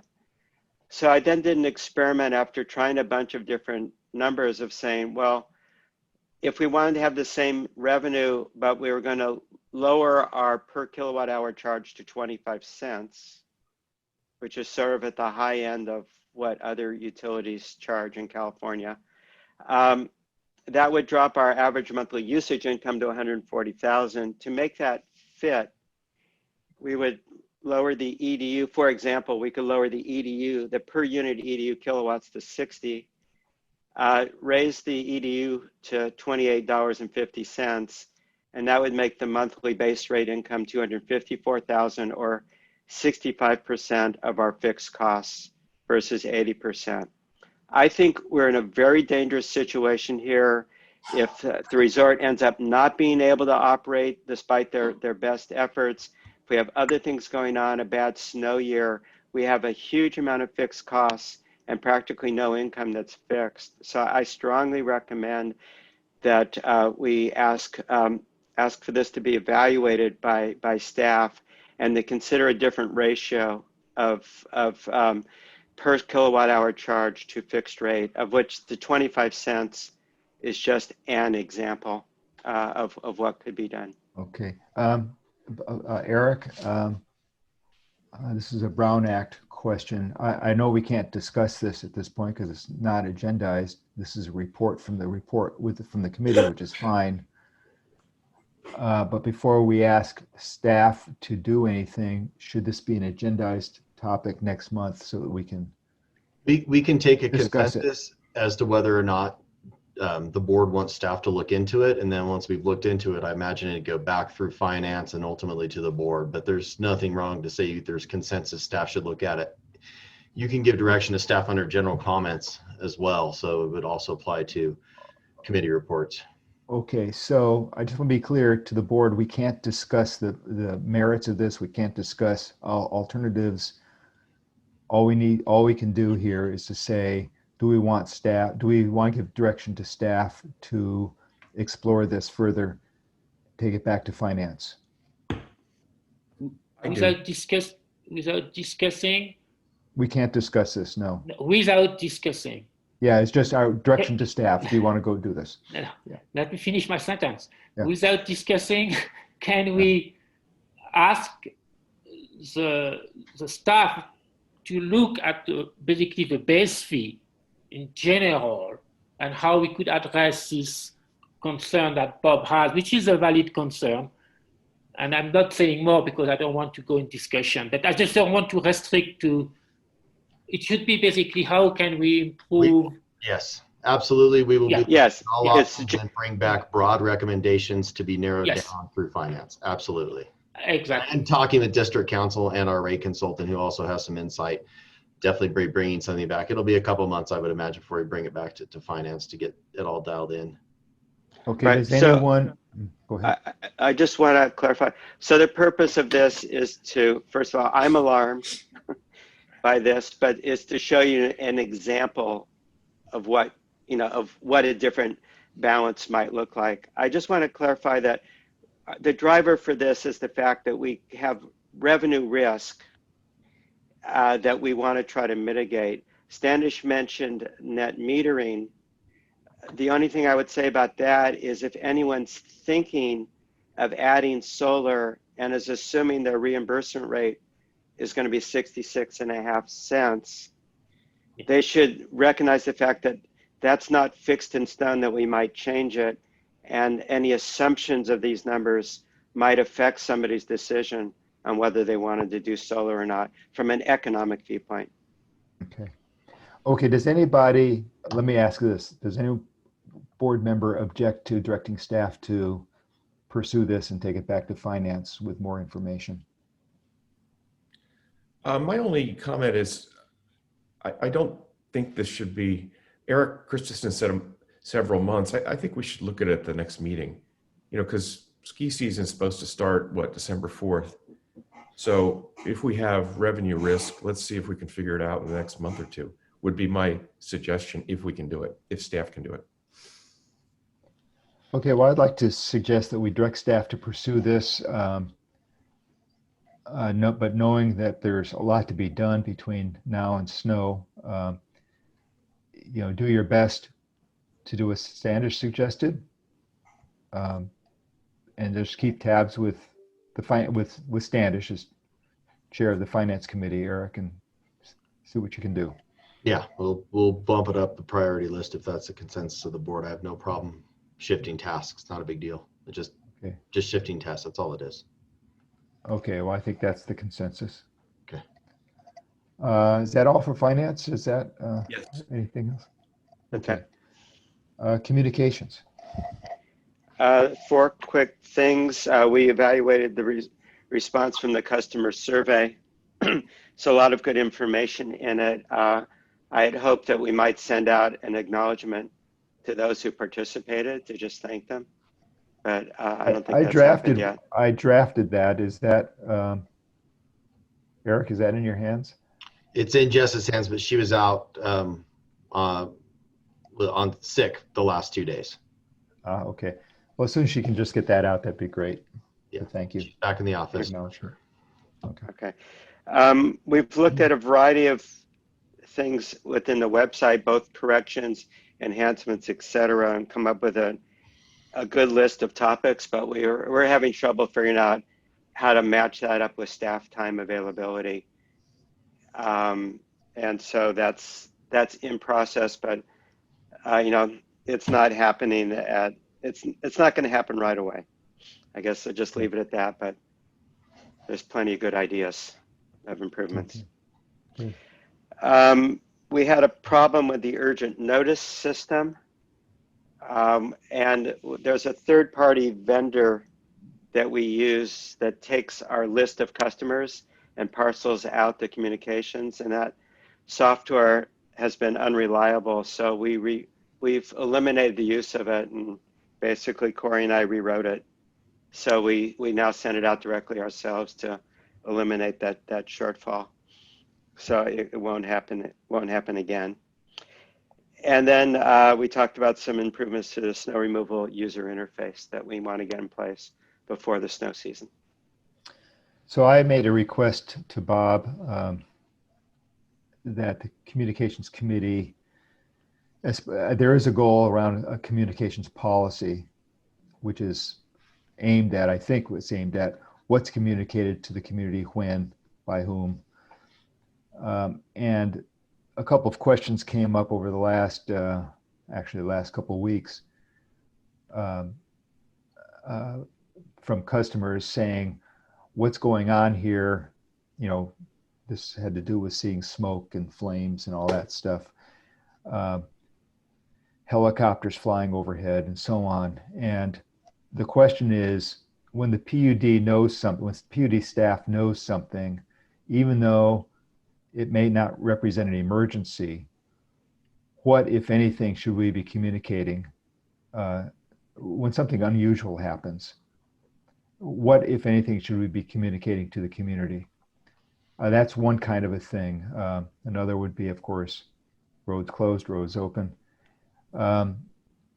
I think there's some ambiguity about what we communicate and when, and what we should and what's just none of our business communicating. So I would request that the communications committee sort of tackle that question as part of the communications policy discussion. Yeah, that'll be on the agenda for our next meeting, which is in, I think, a week or two. Great, thank you. Okay. Is that it, Bob? Yeah, that's it. Thank you. Peter, operations. Oh, sorry. That would be to err on the side of more rather than less. And I mean, the two obvious examples are one, the Lake Margaret fire, which I think you were referring to, Eric, but the second is whether we're on generators. And by the way, Eric Christensen, are we on generators still or not? No. Now, as per the community notice that was sent out, we anticipated going back on grid power on Wednesday, and that's exactly what happened. Thank you. Okay, Peter, operations. I don't have anything to add. Okay, personnel. The only thing that we haven't covered is we do have results from the employee survey. We'll be discussing that in personnel. I think on the 21st or 23rd, whatever that date is. And we have to figure out how. Obviously, we want to share overall results with staff. We want to share all the results with the other board members, but we have to respect anonymity and confidentiality. So we'll be discussing how to do that at our meeting. I would just say that I think it's got some very good information in the survey results. Okay, that's that. We move temporary advisory committee reports. Is there anything on the playground that we should be discussing? I think that we have to probably discuss whether or not the playground committee has, since it's an ad hoc committee, whether it's completed its its duties. And, you know, maybe if Bob and Stanish could advise us on that next month, we can decide whether to keep the committee together or to say thank you to it. And then on fire funding, Rick and Eric have reported that Chief Hughes, because of all the COVID stuff and everything that's been going on, that we've decided to put the whole fire funding discussion on hold for now. We really have no place to go with it at this point. So that's on hold, and I think that at the appropriate time, we will reconvene an ad hoc committee to explore that further. But for now, it's on hold. Okay, we move to item 13, general discussion, opportunity for board members to ask questions for clarification, provide information or direction to staff, etc. I have one item, Eric. Sure. I just want to say to all the community members that attended this meeting and that wrote that I just want to tell you how much we appreciate hearing your opinions, whether it's critical of decisions we've made or complimentary, I don't care. But the participation by the whole committee is one of the reasons why I'm on the board. I just want to thank everybody for taking the time and energy to do it and also to come to today's meeting.